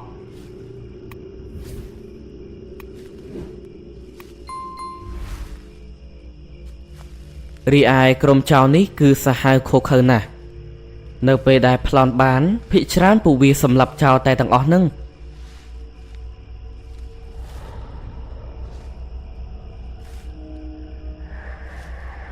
ស្រាប់តែមួយរយៈក្រោយមកនេះពួកគេក៏បានងាកមកចាប់អារម្មណ៍ប្លន់ភូមិដែលតាឃុំគ្រប់គ្រងមុនពេលដែលប្លន់ក្រុមចៅនិវង្សគឺមកស៊ើបច្បាស់ខ្លាំងណាស់ពួកគេបានប្រើមនុស្សចំណិតរបស់ពួកគេប្រហែលជា3នាក់ឲ្យធ្វើហាក់បីដូចជាឈ្មួញរកទិញពោតយ៉ាងអញ្ចឹងគេបានចូលមកហើយក៏ព្យាយាមតាមសម្លឹងមើលមជ្ឈដ្ឋានជុំវិញភូមិចង់ដឹងថាតើនៅក្នុងភូមិមានសមាជិកប៉ុន្មាននាក់មានមនុស្សប្រុសប៉ុន្មាននាក់មនុស្សស្រីប៉ុន្មាននាក់តើពួកទាំងនោះត្រូវចំណាយកម្លាំងប៉ុណ្ណាហើយចំណាយរយៈពេលយូរប៉ុណ្ណាទើបអាចប្លន់អ្នកភូមិមួយនេះបានក៏ទៅក្រុមចៅនិវង្សនេះគឺស៊ើបយ៉ាងល្អិតល្អន់ខ្លាំងណាស់មុនពេលដែលពួកគេចូលមកប្លន់រីឯនៅពេលដែលពួកគេចូលមកនេះតាឃុំក៏អាចដឹងមុនដែរតាឃុំគាត់គឺជាមនុស្សម្នាក់ដែលឆ្លងកាត់សាច់រឿងអស់ទាំងនឹងជាច្រើនលើកជាច្រើនសារនោះរឿងអីដែលគាត់មិនដឹងទៅគ្រាន់តែគាត់ក្រឡេកមើលទៅមុខរបស់អ្នកទាំង3ក៏គាត់អាចដឹងដែរប៉ុន្តែតាឃុំធ្វើហាក់បីដូចជាធម្មតាកុំឲ្យខូចនៃផែនការរបស់គាត់មានបំណងចង់ឲ្យអ្នកភូមិរួមសាមគ្គីគ្នាដើម្បីចាត់ការទៅលើក្រុមចៅមួយក្រុមនេះវិញបើសិនជាតាឃុំទុកពួកទាំងនោះឲ្យនៅបែបនេះថ្ងៃក្រោយស្រុកភូមិក៏គង់តែនឹងជួបគ្រោះថ្នាក់ដដែលនឹងបើនិយាយអំពីនៅក្នុងភូមិមានមនុស្សប្រុសដែលពេញកម្លាំងប្រហែលជាត្រឹមតែ50នាក់តែប៉ុណ្ណោះក្រៅពីនឹងសុទ្ធតែជាមនុស្សចាស់កូនក្មេងនិងមនុស្សស្រីដូច្នេះគឺពួកគេមិនអាចជួយបានទេប៉ុន្តែត្រូវចាំថាអ្នកទាំង50នាក់នេះគឺតាឃុំគាត់គ្រប់គ្រងបានយ៉ាងល្អដូច្នេះពួកប្រុសទាំងនោះគឺស្ដាប់បង្គាប់តាមសម្ដីរបស់តាឃុំទាំងអស់គ្នាឥឡូវនៅពេលដែលដឹងរឿងហើយ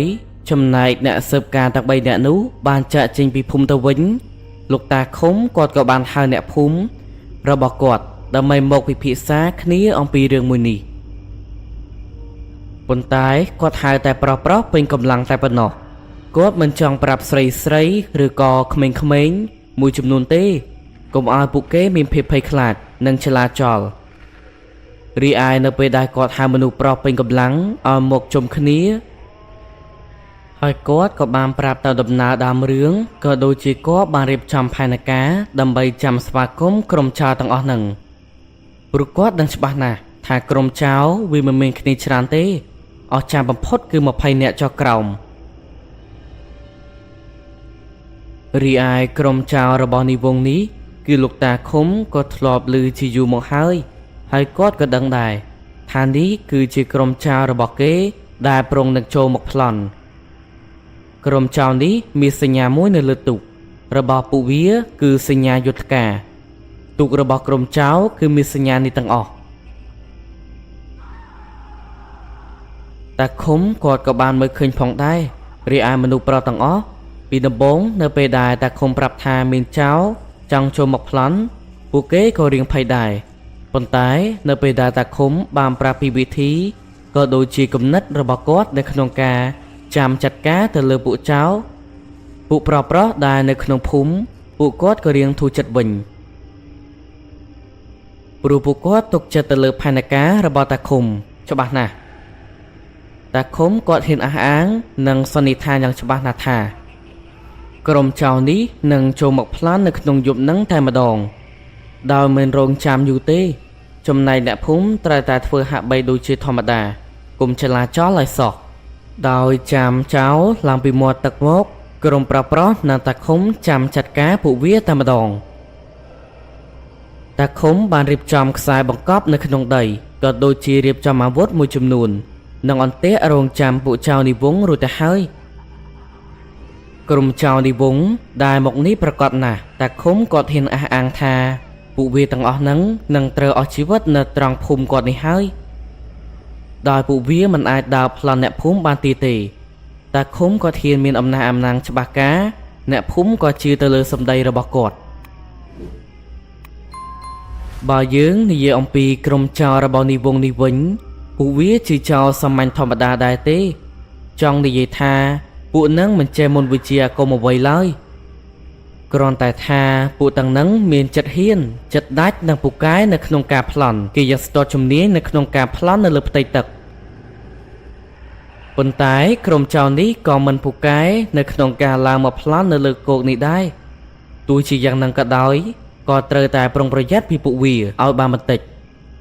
ព្រោះពួកវាជាចៅមានអំណាចពិតណាស់អាវុធរបស់ពួកវាក៏ល្អចិត្តរបស់ពួកនឹងក៏ដាច់ដែរ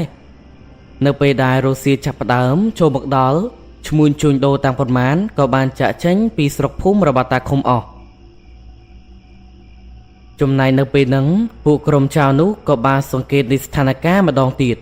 គឺមេខ្លោងរបស់ពួកវាបានបង្គាប់ឲ្យកូនចៅរបស់គេនោះមកមើលឲ្យបានជាក់លាក់ម្ដងទៀតបន្ទាប់មកគឺនៅម៉ោងប្រហែលជាត្រឹមតែ7យប់តែប៉ុណ្ណោះអ្នកភូមិបានសង្កេតឃើញថាមានទូកចំនួនប្រហែលជា6ទូក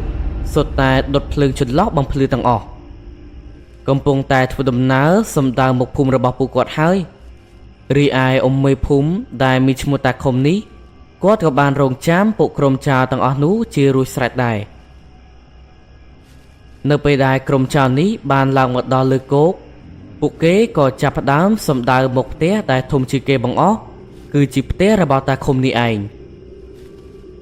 ចំណែកនៅសងខាងនៃផ្លូវឡើងមកក៏មានផ្ទះអ្នកភូមិខ្លះៗផងដែរអ្នកភូមិខ្លះកំពុងតែលាក់ខ្លួននៅក្បែរពីងទឹកនៅគៀមផ្ទះចំណែកនៅក្នុងភូមិអ្នកដែលមានកាំភ្លើងគឺមានតែ6គ្រួសារតែប៉ុណ្ណោះកាំភ្លើងគឺមានត្រឹមតែ6ដើមទេប៉ុន្តែពួកគាត់គឺមានអាវុធមួយចំនួនទៀតដូចជាធ្នូស្នាអីជាដើមពួកគាត់គឺអាចធ្វើជាអាវុធសម្រាប់តទល់ជាមួយនឹងក្រុមចៅនេះបាននៅពេលដែលអ្នកភូមិកំពុងតែលាក់ខ្លួនក្រុមចៅនេះពេលទៅគេនឹងរៀបឡើងទៅផ្ទះរបស់អ៊ំមេភូមិមុនគេមូលហេតុគឺក្រុមចៅគឺគិតថានឹងទៅចាប់ជំរិតអ៊ំមេភូមិជាមុនបន្ទាប់មកឲ្យអ្នកភូមិគឺយកទ្រព្យសម្បត្តិឲ្យពួកគេទាំងអស់កាលណាដែលពួកគេឡើងប្លន់ម្ដងមកផ្ទះនេះមិនដឹងថាប្លន់ធ្វើយ៉ាងម៉េចនឹងអស់ទេម្យ៉ាងវិញទៀតអាចនឹងអ្នកភូមិនឹងខ្លួនហើយក៏នាំគ្នារត់គេចអស់តែបើសិនជាគេចាប់លោកមេភូមិដែលមានឈ្មោះថាតាឃុំនេះធ្វើជាចំណាត់ខ្មាំងឬក៏បង្ខិតបង្ខំឲ្យអ្នកភូមិប្រគល់ទ្រព្យសម្បត្តិប្រកាសណាស់អ្នកភូមិនឹងប្រគល់ឲ្យទោះបីជាមិនមែនទាំងអស់ក៏មួយចំនួនធំដែរគឺគេជឿយ៉ាងនេះឬឯមូលហេតុគឺដោយសារតែអ្នកភូមិទាំងអស់ហ្នឹងគោរពនិងស្ដាប់តាមតាឃុំខ្លាំងណាស់ គេស៊ើបដឹងច្បាស់ហើយឥឡូវនេះក្រុមចៅគេក៏បានរៀបឡើងទៅលើផ្ទះរបស់អ៊ំមេភូមិអ្នកដែលឡើងទៅគឺជាមេរបស់គេដែលមានឈ្មោះថាវងដែលមានអាយុប្រហែលជា35ឆ្នាំជាមួយនឹងកូនចៅរបស់គេ3នាក់ទៀតក្រៅពីនឹងកូនចៅរបស់នីវងផ្សេងទៀតគឺនៅខាងក្រោមផ្ទះវេលាថ្មនេះទៅតែម៉ោង7ជាងសោះអ្នកភូមិបែរជាឡើងផ្ទះអស់ជាធម្មតាឬក៏យ៉ាងហោចណាស់ក៏គួរតែម៉ោង8កន្លះ9នៃដែរបានអ្នកភូមិឡើងទៅសម្រាករីឯនៅពេលដែលឃើញថាពួកក្រុមចៅជឿទៅក្នុងអន្ទាក់របស់ពួកគាត់ហើយអ្នកភូមិជាច្រើនអ្នកក៏បាននាំគ្នាបាញ់ធ្នូបាញ់ស្នាពីលើផ្ទះនិងពីក្រោមផ្ទះមកធ្វើឲ្យពួកគេដែលកំពុងតែប្រមូលផ្ដុំគ្នានេះមានរបួសនិងស្លាប់ជាងពាក់កណ្ដាលបាត់ទៅហើយសល់ប្រហែលជា3នាក់អីតែប៉ុណ្ណោះរីឯអ្នកដែលឡើងទៅខាងលើផ្ទះដែលរៀបនឹងបើកទ្វារនៅពេលដែលឃើញកូនចៅគេមានគ្រោះថ្នាក់បែបនេះក៏រៀបនឹងរត់ចូលមកវិញប៉ុន្តែត្រូវបានតាឃុំជាមួយនឹងគ្នារបស់គាត់3ទៅ4នាក់ទៀតដែលមានកំភ្លើងនៅពីលើផ្ទះបាញ់សម្ដៅមកពួកគេទាំង3 4នាក់នេះយកតែម្ដងអ្នកទាំងប៉ុន្មានអ្នកនេះរួមទាំងមេរបស់គេដែលមានឈ្មោះថានីវង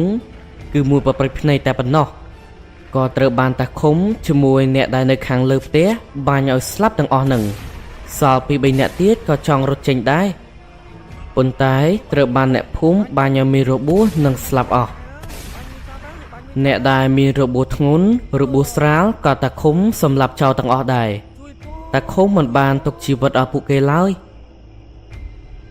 បន្ទាប់មកក៏បបួលអ្នកភូមិយកសាកសពរបស់ពួកគេទៅដុតចោលនៅខាងលិចភូមិគឺយកទៅដុតដូចជាខ្មោចតៃហោងយ៉ាងអញ្ចឹងដោយក្រុមចោលតែប្រមាណអ្នកនេះត្រូវបានអ្នកភូមិនាំគ្នាដុតចោលនៅខាងលិចភូមិនៅក្នុងយប់នេះតែម្ដង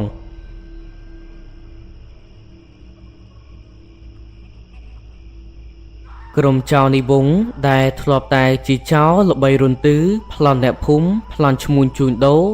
ឥឡូវនេះនៅពេលដែលបានមកប៉ះជាមួយនឹងអ៊ំមេភូមិដែលមានឈ្មោះតាឃុំជាមួយនឹងអ្នកភូមិរបស់គាត់នេះក៏ត្រូវបានពួកគាត់សម្លាប់ចោលទាំងអស់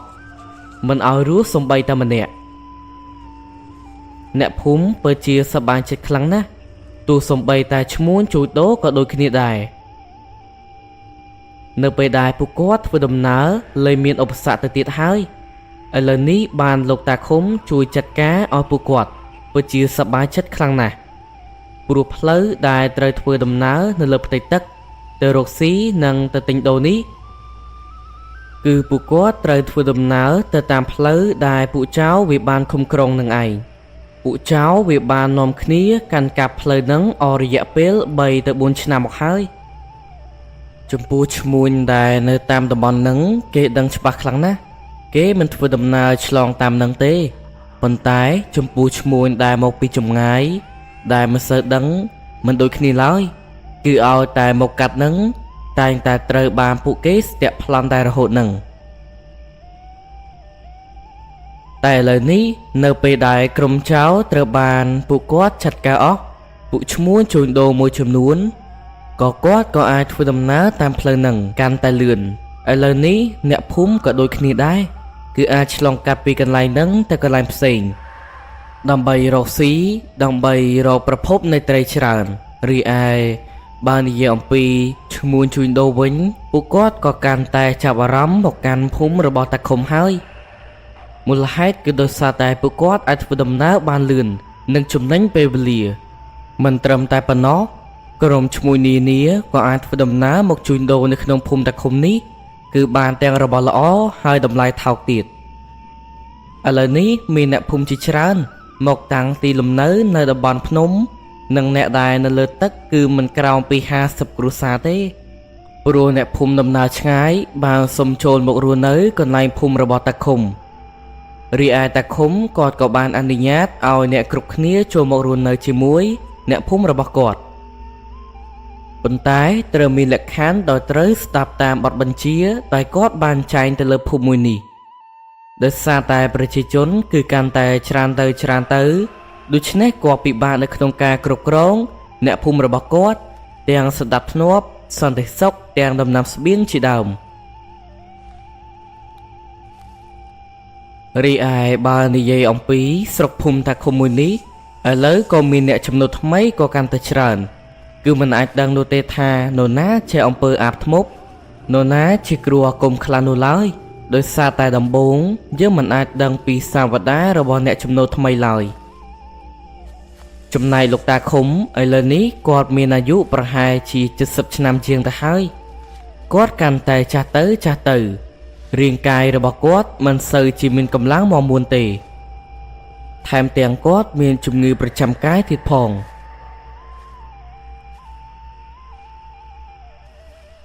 ពេលនោះដោយតាឃុំបាននិយាយទៅខ្លួនឯងថាប្រហែលគាត់មិនអាចរស់នៅបានយូរទៀតឡើយលោកតាឃុំបាននិយាយប្រាប់ទៅកាន់អ្នកភូមិតាមត្រង់គឺនៅថ្ងៃមួយគាត់បានកោះហៅអ្នកភូមិទាំង100គ្រួសារជាងនេះឲ្យមកជួបជុំគ្នានៅកន្លែងផ្ទះរបស់គាត់ក៏បានប្រាប់ពីអាការៈនិងរោគជំងឺហើយក៏បាននិយាយទៅកាន់អ្នកភូមិថាបងប្អូនអ្នកភូមិទាំងឡាយខ្ញុំប្រហែលមិនអាចនៅបានយូរទៀតឡើយពេលនេះខ្ញុំត្រូវការយកមេភូមិថ្មីដើម្បីឲ្យគ្រប់គ្រងភូមិរបស់ខ្ញុំបន្តទៀត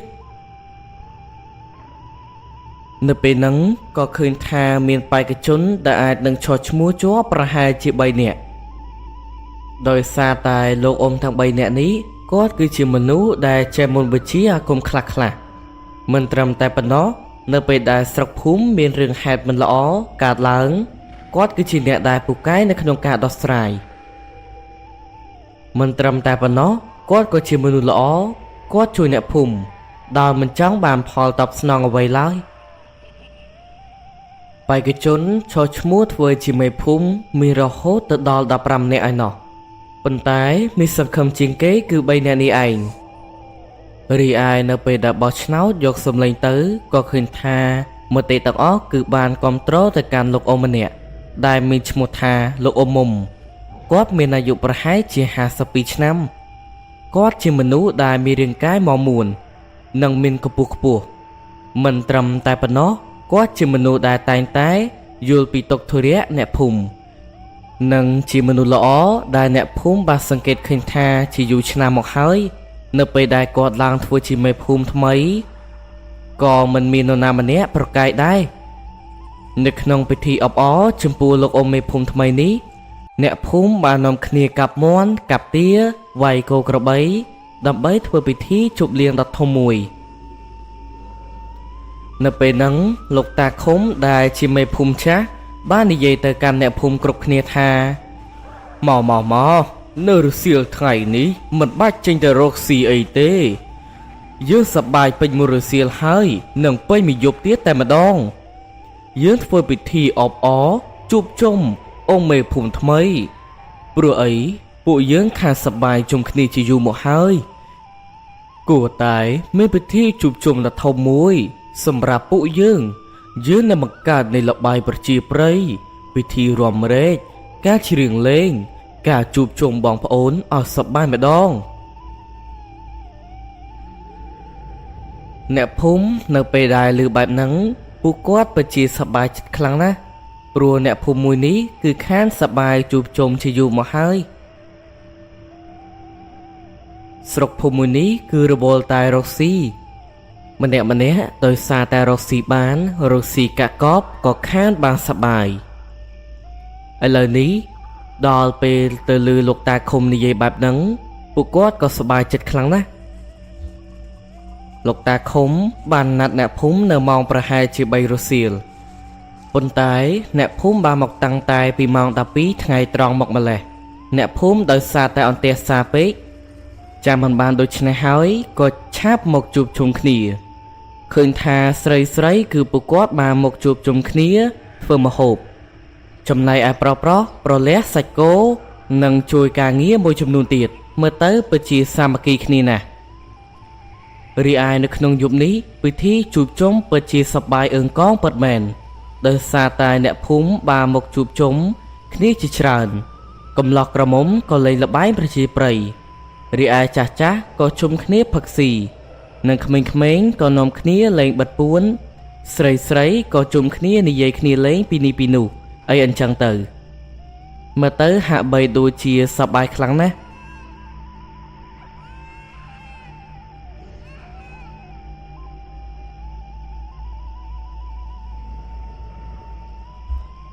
ស្រុកភូមិខានជួបជុំបែបនេះតាំងតែពីបង្កើតស្រុកភូមិមកម្លេះ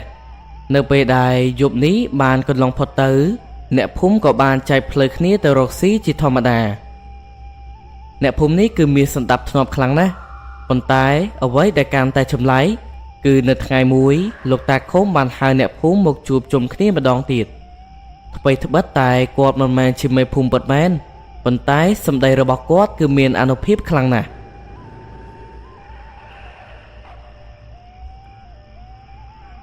គាត់បានហៅអ្នកភូមិមកជួបជុំគ្នាហើយក៏និយាយប្រាប់ថាគាត់រួមមិនបានយូរទៀតទេនៅពេលដែលគាត់បានស្លាប់ទៅគឺត្រូវតែយកគាត់ទៅកប់គឺមិនអាចបូជាបានឡើយហើយយកទៅកប់នោះគឺកប់នៅលើទួលមួយដែលនៅខាងក្រោយភូមិឯណោះចំណែកអ្នកភូមិណាដែលចង់កប់ដូចជាគាត់គឺត្រូវកប់កន្លែងហ្នឹងចំណែកឯទួលហ្នឹងគឺមិនអាចឲ្យអ្នកភូមិធ្វើស្រែចម្ការទេដោយទុកទួលនោះសម្រាប់ជាទីកប់សពទៅកុំយកវាមកធ្វើជាស្រែចម្ការរកស៊ីអីចំណែកឯអ្នកភូមិក៏បានស្ដាប់តាមសម្ដីរបស់លោកតាឃុំប៉ុន្តែអ្វីដែលចម្លែកនោះគឺរំលងបានប្រហែលជា3ថ្ងៃបន្ទាប់គាត់ក៏ធ្លាក់ខ្លួនឈឺស្លាប់មែនទែនតាឃុំនេះក៏ស្លាប់ចោលប្រពន្ធកូនរបស់គាត់ប៉ុន្តែមើលទៅប្រពន្ធកូនរបស់គាត់ហាក់បីដូចជាមិនបាក់ទឹកចិត្តអីខ្លាំងប៉ុន្មានទេហាក់បីដូចជាគាត់បានដឹងមុនហើយថាតាឃុំនឹងនៅជាមួយគាត់មិនបានយូរទេលោកតាឃុំបានស្លាប់ទៅនៅអាយុប្រហែលជា70ឆ្នាំជាង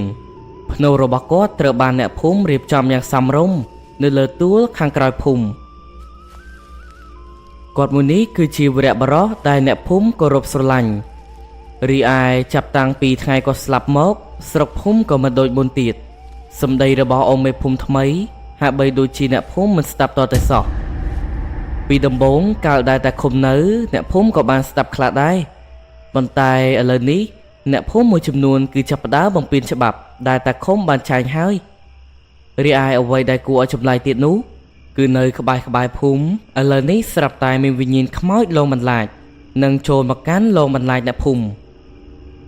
មិបាននិយាយថាខ្មោចនេះគឺវាខ្លាចនៃអំណាចរបស់តាឃុំប៉ុន្តែដោយសារតែតាឃុំគាត់ទទួលមរណភាពទៅដូច្នេះហើយបានជាខ្មោចទាំងអស់នោះវាចូលមកលងបន្លាចអ្នកភូមិវិញម្ដងអ្នកភូមិបាននិយាយថាខ្មោចនេះគឺជាខ្មោចរបស់ក្រុមចៅនិវង្សដែលអ្នកភូមិបានសម្លាប់និងបានដុតចោលដោយមិនបានធ្វើបុណ្យតាមប្រពៃណីនឹងឯង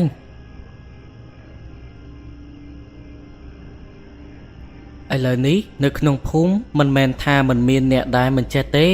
អង្គមេភូមិរងតែអ្នកភូមិដទៃទៀតទាំងប៉ុន្មានអ្នកក៏សុទ្ធតែជាអ្នកចេះមន្តអាគមផងដែរប៉ុន្តែពួកគាត់មានការហត់នឿយនៅក្នុងការបណ្ដេញវិញ្ញាណខ្មោចដែលចូលមកអុកឡុកនៅក្នុងភូមិខ្លាំងណាស់នៅវេលាថ្ងៃមួយមានក្មេងប្រុស2នាក់បានទៅខ្វៀលគោនៅត្រង់កន្លែងដែលគេបូជាសពរបស់ខ្មោចក្រុមចៅរបស់និវង្សនោះនៅពេលដែលពួកក្មេងៗទៅខ្វៀលគោហើយក៏បានត្រឡប់មកផ្ទះវិញក៏ស្រាប់តែវិញ្ញាណខ្មោចបានតាមចូលក្មេងៗដែលទៅខ្វៀលគោនោះនៅដល់ភូមិតែម្ដងម្ដាយឪពុកពិតជាពិបាកខ្លាំងណាស់បានត្រឹមតែអង្គុយយំតែប៉ុណ្ណោះនឹងទៅរកគ្រូដើម្បីឲ្យមកជួយកូនពួកគាត់អ្នកដែលគាត់ទៅរកមុនគេគឺជាអង្គមេភូមិនឹងឯងដោយលោកអង្គមេភូមិក៏បានជួយបណ្ដេញវិញ្ញាណខ្មោចនឹងឲ្យចេញទៅដោយចងខ្សែចង្កេះក៏ដូចជាស្រោចទឹករំដោះគ្រោះឲ្យក្មេងទាំងពីរនាក់នឹង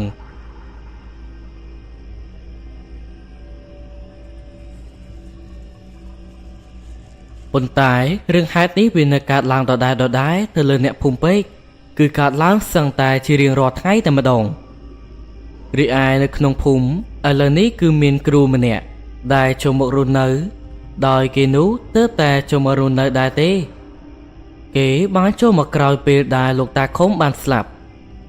ដោយគ្រូនោះមានឈ្មោះថាធួនគាត់មានអាយុប្រហែលជា60ឆ្នាំគាត់គឺជាគ្រូម្នាក់ដែលចេះនៅមុនវិជ្ជាជាច្រើន មិនត្រឹមតែប៉ុណ្ណោះអ្នកភូមិបាននិយាយពាក្យចចាមអារាមចេញមកថាឥឡូវគឺមិនបានឃើញវិញ្ញាណខ្មោចទាំងអស់ហ្នឹងទៀតទេគឺវាត្រូវបានលោកគ្រូធួនយកវាមកចិញ្ចឹមទាំងអស់ហើយវិញ្ញាណខ្មោចព្រៃទាំងអស់ហ្នឹងក៏ត្រូវបានលោកគ្រូធួនយកមកចិញ្ចឹមទុកប្រើប្រាស់នៅពេលចាំបាច់ព្រោះមួយរយៈក្រោយនេះគឺពិតជាស្ងាត់ពិតមែន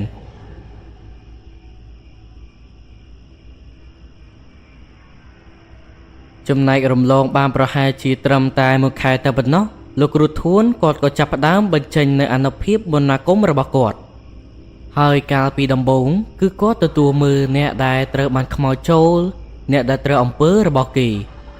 បន្ទាប់មកគាត់ក៏ទទួលមើលអ្នកដែលឈឺដល់រោគអាពាហ៍គឺគាត់ផ្សំថ្នាំផ្សំអីឲ្យ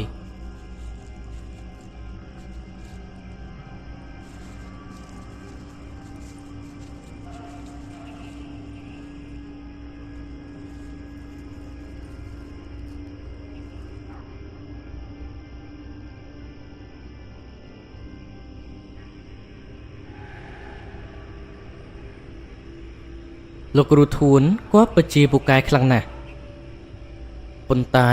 នៅក្នុងភូមិក៏មានមនុស្ស2នាក់ដែលបានស្លាប់យ៉ាងអាថ៌កំបាំងផងដែរ2នាក់នេះថ្មីត្បិតតែមិនមែនជាអ៊ំមេភូមិពិតមែនប៉ុន្តែគឺជាចាស់ព្រឹទ្ធាចារ្យដែលចេះនិមន្តវិជ្ជាអាគមមួយចំនួន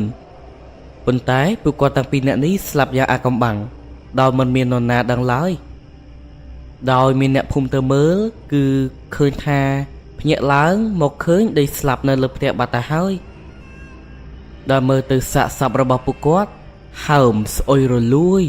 ហាក់បីដូចជាមនុស្សដែលស្លាប់អស់រយៈពេល2 ទៅ 3ថ្ងៃមកហើយយ៉ាងអញ្ចឹងអ្នកទាំង2នាក់នេះគឺមានអាយុប្រហែលជា65ឆ្នាំដូចគ្នាប៉ុន្តែមុនពេលដែលពួកគាត់ស្លាប់អ្នកភូមិបានសង្កេតឃើញថាគឺពួកគាត់បានទៅឆ្លោះទាស់ទែងគ្នាជាមួយនឹងលោកគ្រូធួនបន្ទាប់មកពួកគាត់ទាំង2នាក់ក៏ត្រឡប់មកផ្ទះវិញត្រឹមតែរយៈពេលប្រហែលជា2ថ្ងៃតែប៉ុណ្ណោះក៏ស្រាប់តែពួកគាត់ទាំង2នាក់ធ្លាក់ខ្លួនឈឺស្លាប់តែម្ដងអ្នកភូមិមួយចំនួនបាននិយាយថាគឺដោយសារតែពួកគាត់ទាំង2នាក់ទៅឆ្លោះគ្នាជាមួយនឹងគ្រូម្នាក់នឹងឯងបានជាពួកគាត់ទាំង2នាក់ស្លាប់ចំពោះអ្នកដែលសម្លាប់គឺមិនមាននរណាក្រៅពីតែលោកគ្រូធួននេះទេព្រោះតែមានតែលោកគ្រូធួនតែប៉ុណ្ណោះដែលចេះនិមន្តវិជ្ជាអាគមខ្លាំងជាងគេនៅក្នុងភូមិតាឃុំនេះ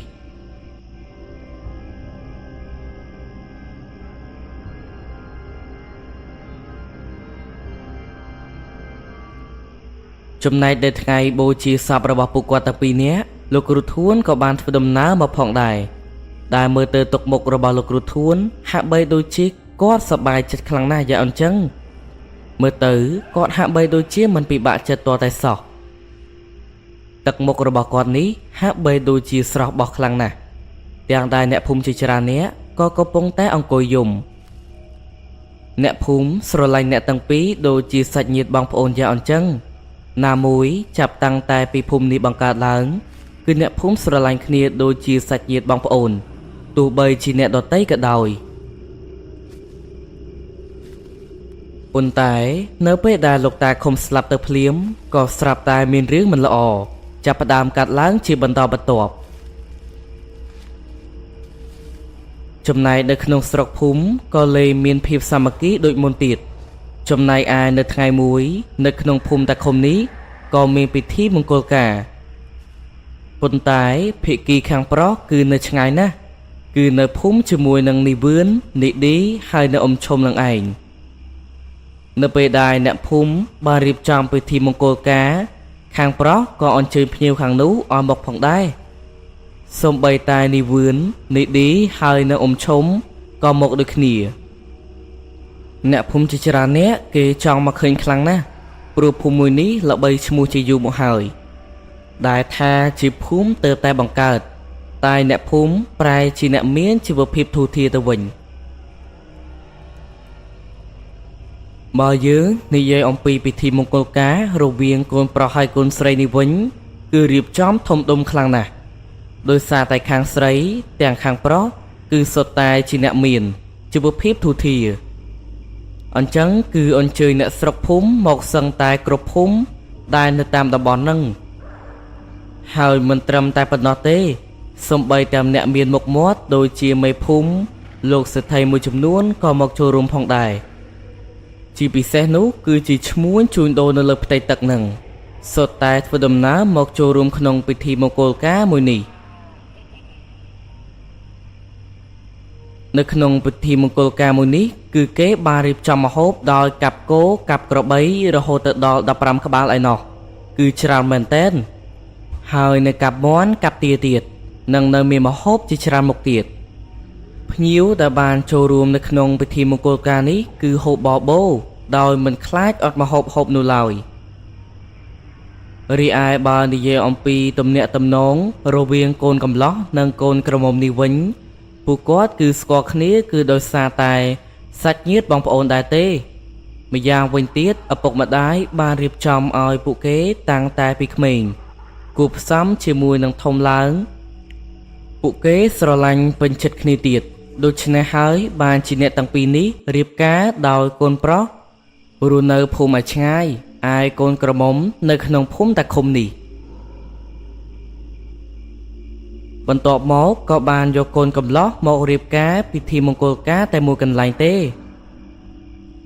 គឺធ្វើខាងកូនក្រមុំដោយមិនបានធ្វើខាងកូនកំលោះឡើយ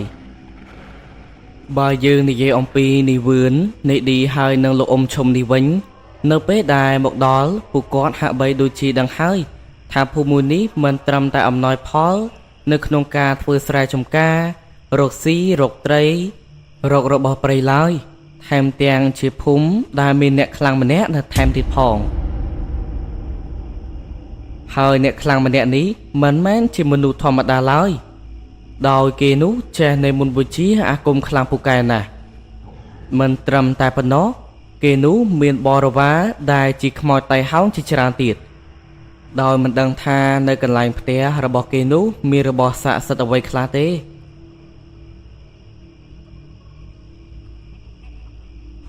ខណៈពេលដែលពិធីមង្គលការក៏ចាប់ប្រព្រឹត្តឡើងអ្នកភូមិជាច្រើនអ្នកកំពុងតែផឹកស៊ីសប្បាយរីករាយ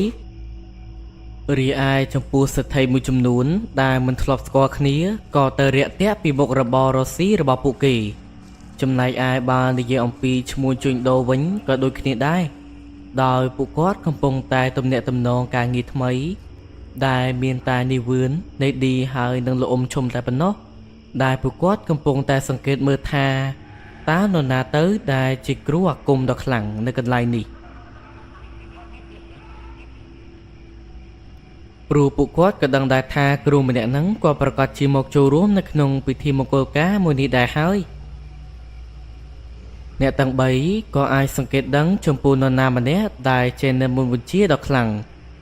គាត់ក៏បានប្រទះឃើញនៃមនុស្សម្នាដែលបានចូលរួម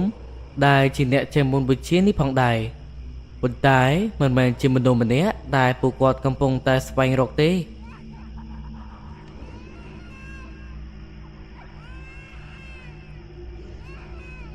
ខណៈពេលនោះក៏មានបរិមម្នាក់បានដើរទៅនោមនៅក្បែរដើមដូងពួកគាត់ក៏សង្កេតឃើញថាបរិមម្នាក់នេះមានចំហាយខ្មោចព្រាយនៅនឹងខ្លួនដោយមិនត្រឹមតែប៉ុណ្ណោះដល់មើលទៅការស្លៀកពាក់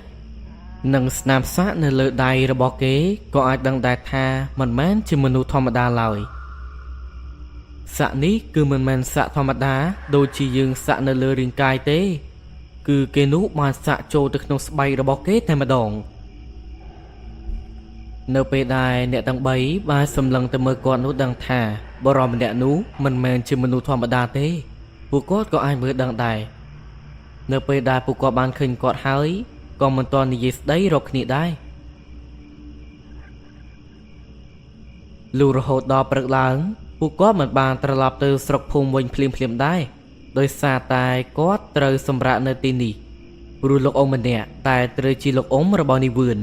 ដែលត្រូវចូលមករស់នៅក្នុងភូមិនេះអស់រយៈពេលជាច្រើនឆ្នាំមកហើយលោកអ៊ំម្នាក់នេះគឺបែកគ្នាជាមួយនិវឿនជាយូរមកហើយប៉ុន្តែដោយសារតែនិវឿនគេមិនដឹងនោះរហូតមកដល់ចូលរួមពិធីមង្គលការទៅក៏ឃើញលោកអ៊ំម្នាក់នេះណាមួយនឹករលឹកទៅដល់លោកអ៊ំរបស់គាត់ផង គាត់ក៏បានខត់នេឌីជាមួយនឹងលោកអ៊ំឈុំឲ្យសម្រាកនៅមួយថ្ងៃពីរសិន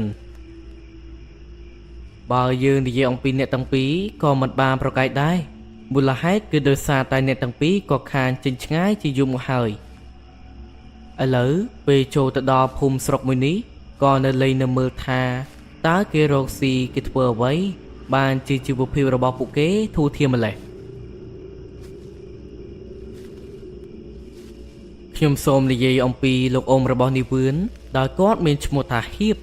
លោកអ៊ំហៀបនេះគាត់មានអាយុប្រហែលជា58ឆ្នាំដោយគាត់នោះមានអាយុប្អូនជាងអ៊ំឈុំគាត់នេះគឺជាមនុស្សម្នាក់ដែលឧស្សាហ៍ធ្វើការងារខ្លាំងណាស់ណាមួយដោយសារតែគាត់កំសត់ពីក្មេងដោយគាត់នោះគឺកំព្រាតាំងពីក្មេងមកម្លេះដូច្នេះគាត់ត្រូវតែតស៊ូដោយខ្លួនឯងចំពោះនាវឿនក៏បាននៅជាមួយនឹងគាត់បានទៅ 3-4 ឆ្នាំដែរពេលបាននៅភូមិជាមួយគ្នាឥឡូវនេះលោកអ៊ំហៀបបានជួអ្នកទាំង3ទៅនេសាទដើរលេងនៅលើផ្ទៃទឹករីឯនៅពេលដែលធ្វើដំណើរទៅពួកគាត់ក៏និយាយគ្នាលេងពីនេះពីនោះនៅពេលហ្នឹងលោកអ៊ំឈុំក៏ឆ្លៀតសួរទៅកាន់លោកអ៊ំហៀបដែលបាននិយាយអំពីប្រវត្តិរបស់លោកគ្រូម្នាក់ដែលនៅក្នុងភូមិមួយនេះដែលគាត់នោះគឺជាលោកគ្រូធួននឹងឯងគាត់គឺចង់ដឹងខ្លាំងណាស់ថាតើលោកអ៊ំធួននេះជាអ្នកមកពីណានៅពេលដែលសួរទៅទើបដឹងថាលោកគ្រូធួនម្នាក់នេះគឺជាអ្នកស្រុកភូមិតន្ត្រីដែលអ្នកភូមិសុទ្ធតែមិនបានស្គាល់ពីគាត់ទេគាត់ចូលមករស់នៅក្នុងស្រុកភូមិនេះអស់រយៈពេលច្រើនឆ្នាំគួរសមក្រោយពីលោកតាឃុំស្លាប់មកប៉ុន្តែគាត់មិនមានសាច់ញាតិបងប្អូនមិនមានកូនចៅប្រពន្ធអីទេប៉ុន្តែអ្វីដែលចម្លែកគឺដូចជាលោកអ៊ំឈុំសួរយ៉ាងអញ្ចឹងមួយរយៈចុងក្រោយនេះគឺមានមនុស្សជាច្រើនដែលចេញចូលភូមិតែភិកច្រើនមិនមែនជាឈ្មួញជួញដូរអីនោះទេគឺពួកគាត់ចូលមកដើម្បីឲ្យលោកគ្រូធួនជួយធ្វើអំពើស្នេហ៍ដោះអំពើស្នេហ៍ក៏ដូចជាលោកគ្រូធួនគាត់ក៏បានសាក់រូបនេះសាក់រូបនោះនិងបញ្ចោះមន្តអាគមឲ្យអីអញ្ចឹងទៅលោកគ្រូធួនកាលពីដំបូងឃើញថាគាត់គឺជាមនុស្សស្ងប់ស្ងាត់និងមិនមានសាច់ញាតិបងប្អូនទេតែចំណែកមួយរយៈក្រោយមកនេះក៏ស្រាប់តែមានមនុស្សជាច្រើនបានពេញចិត្តនឹងគាត់ចូលចិត្តគាត់ដោយសារតែគាត់មួយនេះជួយអ្នកភូមិជាច្រើនហើយភាគច្រើនគឺអ្នកដែលមកស្រុកភូមិខាងក្រៅនេះឯងប៉ុន្តែគាត់ក៏អាចលេចឮដំណឹងថានៅថ្ងៃមួយគឺមានមនុស្សម្នាក់ដែលត្រូវបានខ្មោចចូលនៅក្នុងភូមិថ្ងៃនោះគាត់មិនបាននៅទេនៅពេលដែលខ្មោចចូលគ្រូធួនគាត់មិនបានជួយបណ្ដេញខ្មោចឬក៏ធ្វើពិធីរបស់គាត់ឡើយគឺអញ្ជើញលោកអ៊ំមេភូមិដែលជាអ្នកបណ្ដេញខ្មោចវិញនៅពេលហ្នឹងដែរលោកអ៊ំមេភូមិគាត់បានចាប់ចងវិញ្ញាណខ្មោចនិងបណ្ដេញក៏ទើបដឹងដែរថាខ្មោចនោះបានស្រែកហៅរកលោកគ្រូធួនឲ្យជួយខ្មោចនិយាយថាម្ចាស់វាគឺជាគ្រូធួននេះឯងប៉ុន្តែបរិម្នាក់ហ្នឹងថ្មីត្បិតតែត្រូវបានអ៊ំមេភូមិគាត់ជួយដល់អំពើខ្មោចឲ្យពិតមែនប៉ុន្តែរំលងបានប្រហែលជាត្រឹមតែ10ថ្ងៃតែប៉ុណ្ណោះគេនោះក៏ធ្លាក់ខ្លួនឈឺរហូតដល់ស្លាប់តែម្ដង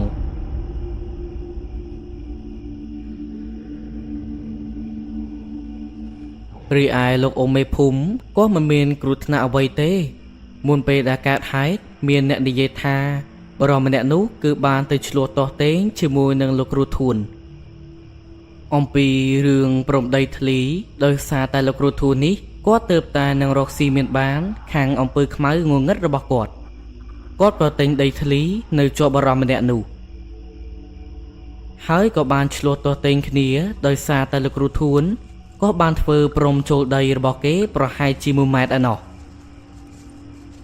ដូច្នេះហើយបានជាឆ្លោះទាស់ទែងបន្ទាប់មកគេក៏ត្រូវបានវិញ្ញាណខ្មោចចូលតែម្ដងឥឡូវអ្នកភូមិក៏មានការរារែកចិត្តក៏ដូចជាមិនពេញចិត្តជាមួយនឹងលោកគ្រូធួននេះដែរ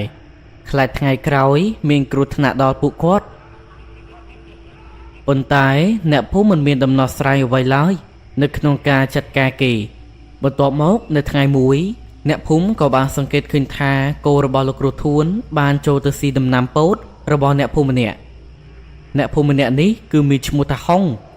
គេគឺជាមនុស្សម្នាក់ដែលមានអត្តចរិតឆេវឆាវគេមិនសូវនិយាយស្ដីច្រើនប៉ុន្តែគេនោះគឺជាមនុស្សដែលកោងកាចខ្លាំងណាស់នៅពេលដែលគោរបស់លោកគ្រូធួនបានចូលទៅស៊ីដំណាំពោតរបស់គេនោះក៏ស្រាប់តែគេបានកាប់គោរបស់លោកគ្រូធួននោះតែម្ដងគេកាប់ឲ្យដាច់ជើងមួយចំហៀងគោក៏បានត្រឡប់មកផ្ទះវិញដោយដើរប៉ាំងខ្ញាតមិនត្រឹមតែប៉ុណ្ណោះនីហុងនោះក៏បានដើរកាន់ជើងគោមកតាមពីក្រោយសត្វគោដែលលោតជើង3មកផ្ទះនេះទៀតផងគេបាននិយាយថា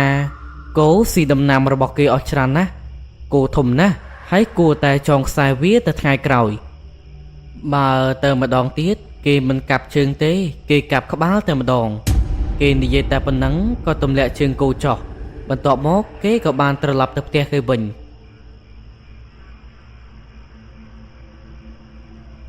រំលងបានត្រឹមតែ4ថ្ងៃតែប៉ុណ្ណោះបរិមម្នាក់នេះក៏ត្រូវបានធ្លាក់ខ្លួនឈឺធ្ងន់ហើយគេនោះបានឈឺត្រឹមតែពីយប់ទេហើយក៏បានស្លាប់បាត់ដោយពិតជាចម្លែកខ្លាំងណាស់អ្នកភូមិក៏បានដាក់ការសង្ស័យទៅលើលោកគ្រូធូននេះឯង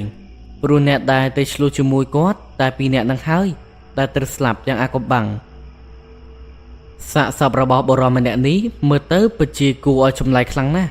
គឺមានស្លាកស្នាមមុតនៅត្រង់កញ្ចឹងករបស់គេប៉ុន្តែមុតនេះមិនមែនមុតជាមួយនឹងកបិតអីទេហាក់បីដូចជាដៃគោលយ៉ាងអញ្ចឹងគឺមុតធ្លាយមកដល់មួយចំហៀងទៀតប្រពន្ធកូនរបស់គេនោះបាននិយាយថាកាលពីយប់គឺគេមិនបានទៅណាទេគឺដេកនៅក្នុងបន្ទប់ជាមួយនឹងពួកគាត់លុះរហូតដល់ភ្ញាក់ឡើងក៏បានឃើញសភាពប្តីបែបនេះប្រពន្ធកូនរបស់នីហុងក៏បានជឿថានីហុងម្នាក់នោះគឺមិនត្រូវបាននរណាម្នាក់ឡើងមកធ្វើឃាតទេប្រកាសជាស្លាប់ដោយសារមុនវិជាអាគមចែកជាមិនខាន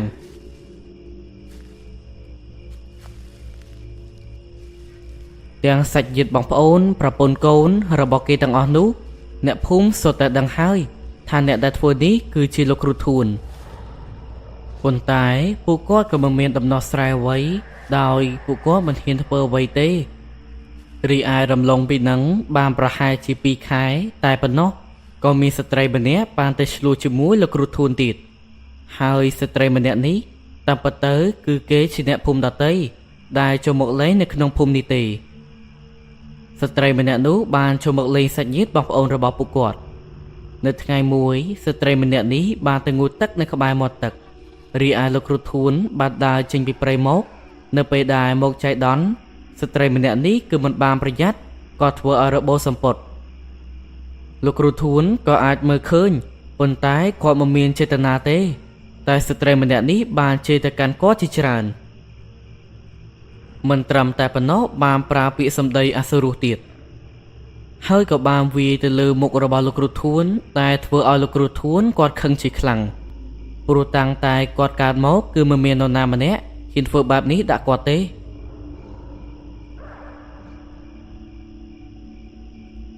តាមដែលគាត់និយាយគឺអ្នកភូមិដែលនៅក្បែរនោះបានលើលោកគ្រូធួនស្ដីបន្ទោបែបនេះបន្ទាប់មករំលងបានត្រឹមតែ2ថ្ងៃតែប៉ុណ្ណោះស្ត្រីម្នាក់ហ្នឹងក៏ធ្លាក់ខ្លួនឈឺដោយបានក្អួតឈាមងើបពីក្រេមិនរួចដោយពិតជាចម្លែកខ្លាំងណាស់ហើយនៅសុកគាត់ក៏បានធ្លាក់ខ្លួនឈឺរីឯលោកអ៊ំមេភូមិក៏បានទៅជួយមើលជំងឺរបស់ស្ត្រីម្នាក់នោះដែរប៉ុន្តែមើលទៅរយៈពេលតែប៉ុន្មានថ្ងៃប៉ុណ្ណោះគាត់ក៏បានស្លាប់បាត់ទៀតសាច់ញាតិបងប្អូនរបស់គាត់ក៏បានបញ្ជូនសាកសពទៅស្រុកភូមិរបស់គាត់វិញ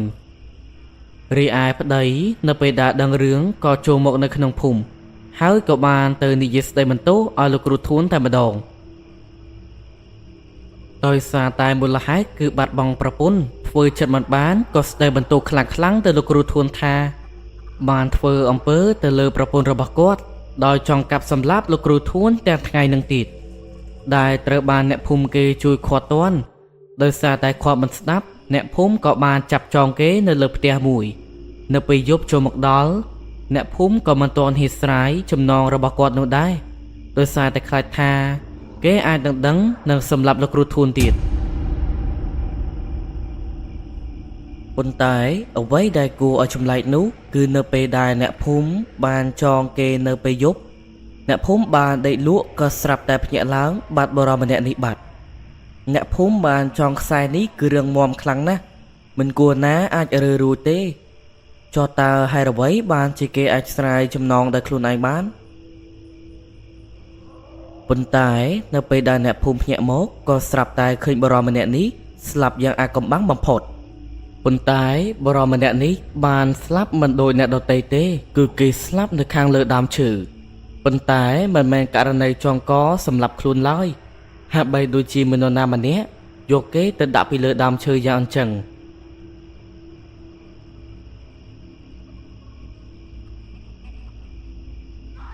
អ្នកភូមិនៅពេលដែលទម្លាក់គេចុះក៏ស្រាប់តែបានឃើញស្លាកស្នាមជាច្រើននៅលើរាងកាយរបស់គេនោះគឺស្លាកស្នាមរាមដៃក្រហមគ្រប់ទីកន្លែងហាក់បីដូចជាមាននរណាម្នាក់កាច់បំបាក់កសម្រាប់គេនោះយ៉ាងអញ្ចឹងជើងរបស់គេក៏បាក់ដែរឆ្អឹងដៃឆ្អឹងជើងគឺបាក់ទាំងអស់ដោយពិតជាចម្លែកខ្លាំងណាស់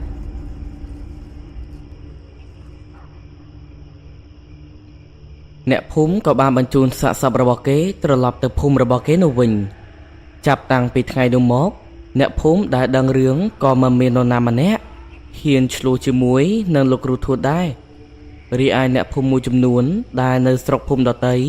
ក៏មិនហ៊ានចូលមកដែរអ្នកដែលដឹងរឿងនោះគឺមានតែចំពោះអ្នកដែលមិនបានដឹងរឿងនេះតែប៉ុណ្ណោះណាមួយលោកអ៊ំមេភូមិបានសំណូមពរឲ្យអ្នកភូមិជួយលើករឿងនេះទៅព្រោះស្រុកភូមិធ្លាប់តែល្បីរន្ទឺពីរឿងធ្វើអំពើល្អរស់ស៊ីមិនបាននៅពេលដែលជួបរឿងបែបនេះលោកអ៊ំមេភូមិមិនចង់ឲ្យដំណឹងអាក្រក់ឮទៅខាងក្រៅទេចំណែកឯអ្នកទាំង3មាននិវឿននេឌីនិងលោកអ៊ំឈុំនៅពេលដែលឮបែបហ្នឹងទើបដឹងពីមូលហេតុដែលលោកគ្រូធួនមើលទៅរៀងខុសគេ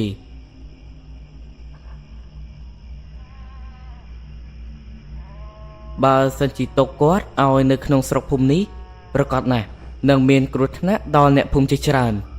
នៅថ្ងៃបន្តបន្ទាប់ព្រោះមិនមាននរណាម្នាក់អាចគ្រប់គ្រងឬក៏អាចយកឈ្នះគេបានឡើយ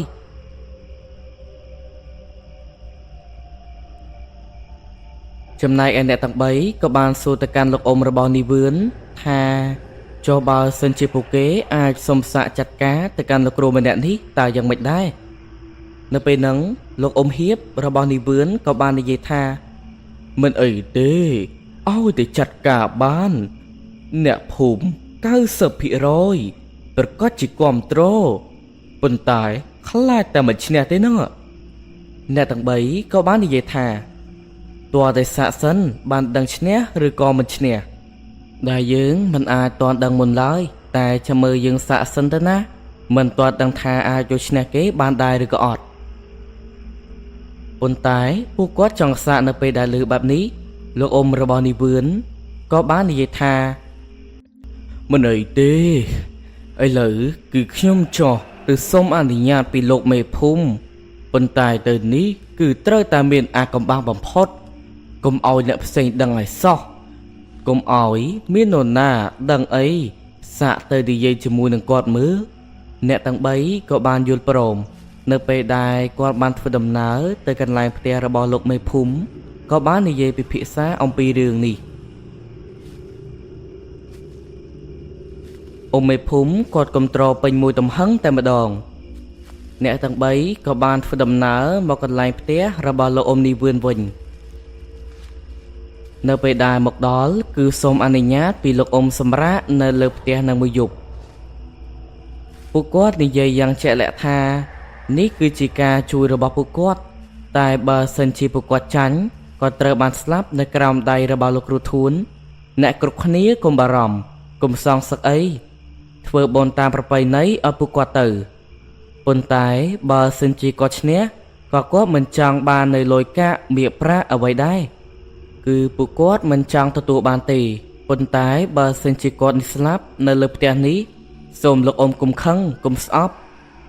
លោកអ៊ំរបស់នីវឿនគាត់ពិតជាពិបាកខ្លាំងណាស់មិនមែនគាត់ខឹងដោយសារតែមានករណី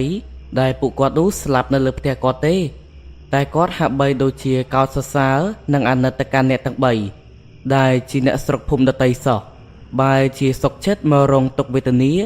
ក៏ដូចជាប្រថុយជីវិតចំនួនអ្នកភូមិនេះទៅវិញរីឯនៅក្នុងយប់នេះលោកអ៊ំឈុំបាននិយាយថាពួកយើងគឺអាចឈ្នះតែឯងជឿដែរឬក៏អត់ព្រោះយើងបានឃើញថាយើងតែ3នាក់គឺបានសិក្សាអំពីគេនោះច្បាស់រួចមកហើយយើងក៏អាចថាដឹងអស់អាយុជីវិតនៅក្នុងយប់នេះក៏ថាបានដោយសារតែកម្រិតនៃមូលវិជ្ជារបស់គ្រូផងនិងរិស័យរបស់គេផងតែភិកច្រើនគឺរិស័យរបស់គេទាំងឯងនៅក្នុងយប់នេះមូលវិជ្ជាដែលគ្រូធួននោះចេះតាំងប៉ុន្មានមិនសូវជាមានអានុភាពទេ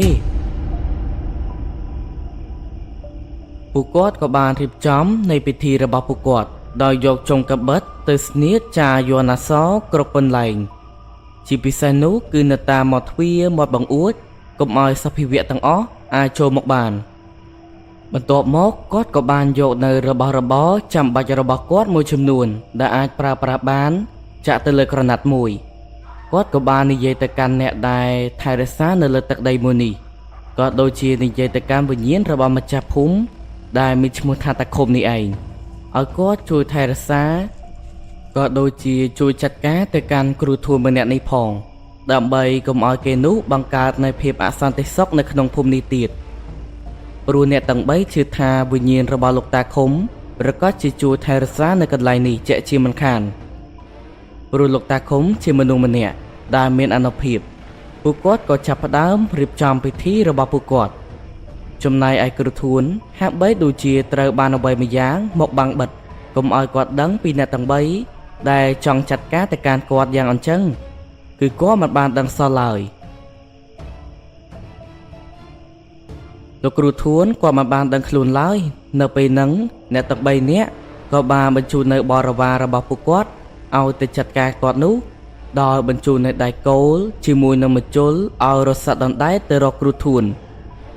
ចំណែកឯគ្រូធួនដែលមិនបានដឹងថាមានអ្នកចាត់ការ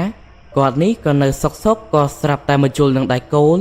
បានចាក់ចូលទៅក្នុងរាងកាយរបស់គាត់តែម្ដងឥឡូវនេះក៏មានរបួសដោយសារតែអំពើរបស់អ្នកទាំង3ហើយលោកគ្រូធួននេះតាមមន្តវិជ្ជាដែលគាត់ចេះនិងតាមអ្វីដែលគាត់ធ្លាប់ឆ្លងកាត់គឺមិនអាចនោះទេដែលមន្តវិជ្ជាកំពៃកំពុកនេះបែរជាអាចសម្លាប់គាត់បានតែនេះដោយសារតែអាយុរបស់គាត់ត្រូវអស់ផងដូច្នេះហើយបានជាគាត់ត្រូវស្លាប់គាត់នេះស្លាប់យ៉ាងអាកំបាំងដូចគ្នាក្នុងរាងកាយរបស់គាត់ត្រឹមតែមួយយប់តែប៉ុណ្ណោះគាត់ក៏បានស្លាប់បាត់បង់ជីវិតគាត់ចង់រត់ចាកចេញពីផ្ទះដើម្បីមករកអ្នកភូមិឲ្យជួយដែរប៉ុន្តែហាក់បីដូចជាមានអ្វីមួយយ៉ាងឃុំក្រងគាត់ឲ្យនៅក្នុងផ្ទះហ្នឹងយ៉ាងអញ្ចឹងគឺគាត់មិនអាចចាកចេញក្រៅផ្ទះរបស់គាត់បានទេបន្ទាប់មកគាត់ក៏បានស្លាប់នៅលើផ្ទះតែម្ដងហើយក៏មិនមាននរណាម្នាក់បានឃើញគាត់លុះរហូតដល់ព្រឹកឡើងក៏មានអ្នកដែលទៅរកគាត់ទើបដឹងថាគាត់បានស្លាប់បាត់បង់ជីវិតបាត់ទៅហើយគាត់នេះគឺស្លាប់យ៉ាងអាកំបាំងរីឯនៅពេលថ្ងៃឡើងអ្នកភូមិក៏បានយកសាកសពរបស់គ្រូធួនបូជាតាមប្រពៃណីទោះបីជាគាត់មិនមែនជាអ្នកស្រុកភូមិនេះក៏ដោយរីឯអ្នកភូមិ 80% ហើយដែលសប្បាយចិត្តនៅពេលដែលឃើញគាត់ស្លាប់អ្នកភូមិក៏បានបូជាសាកសពរបស់គាត់ចំណែកឯអ្នកទាំង3គឺមាននីវឿនដេឌីហើយលោកអ៊ំឈុំក៏បានចាក់ចេញពីភូមិមុននេះនៅពេលដែលពិធីបុណ្យសពបង្កើតឡើងគាត់ក៏បានសំលីអ៊ំមេភូមិជាមួយនឹងលោកអ៊ំរបស់នីវឿនដើម្បីធ្វើដំណើរត្រឡប់មកភូមិរបស់ពួកគាត់វិញ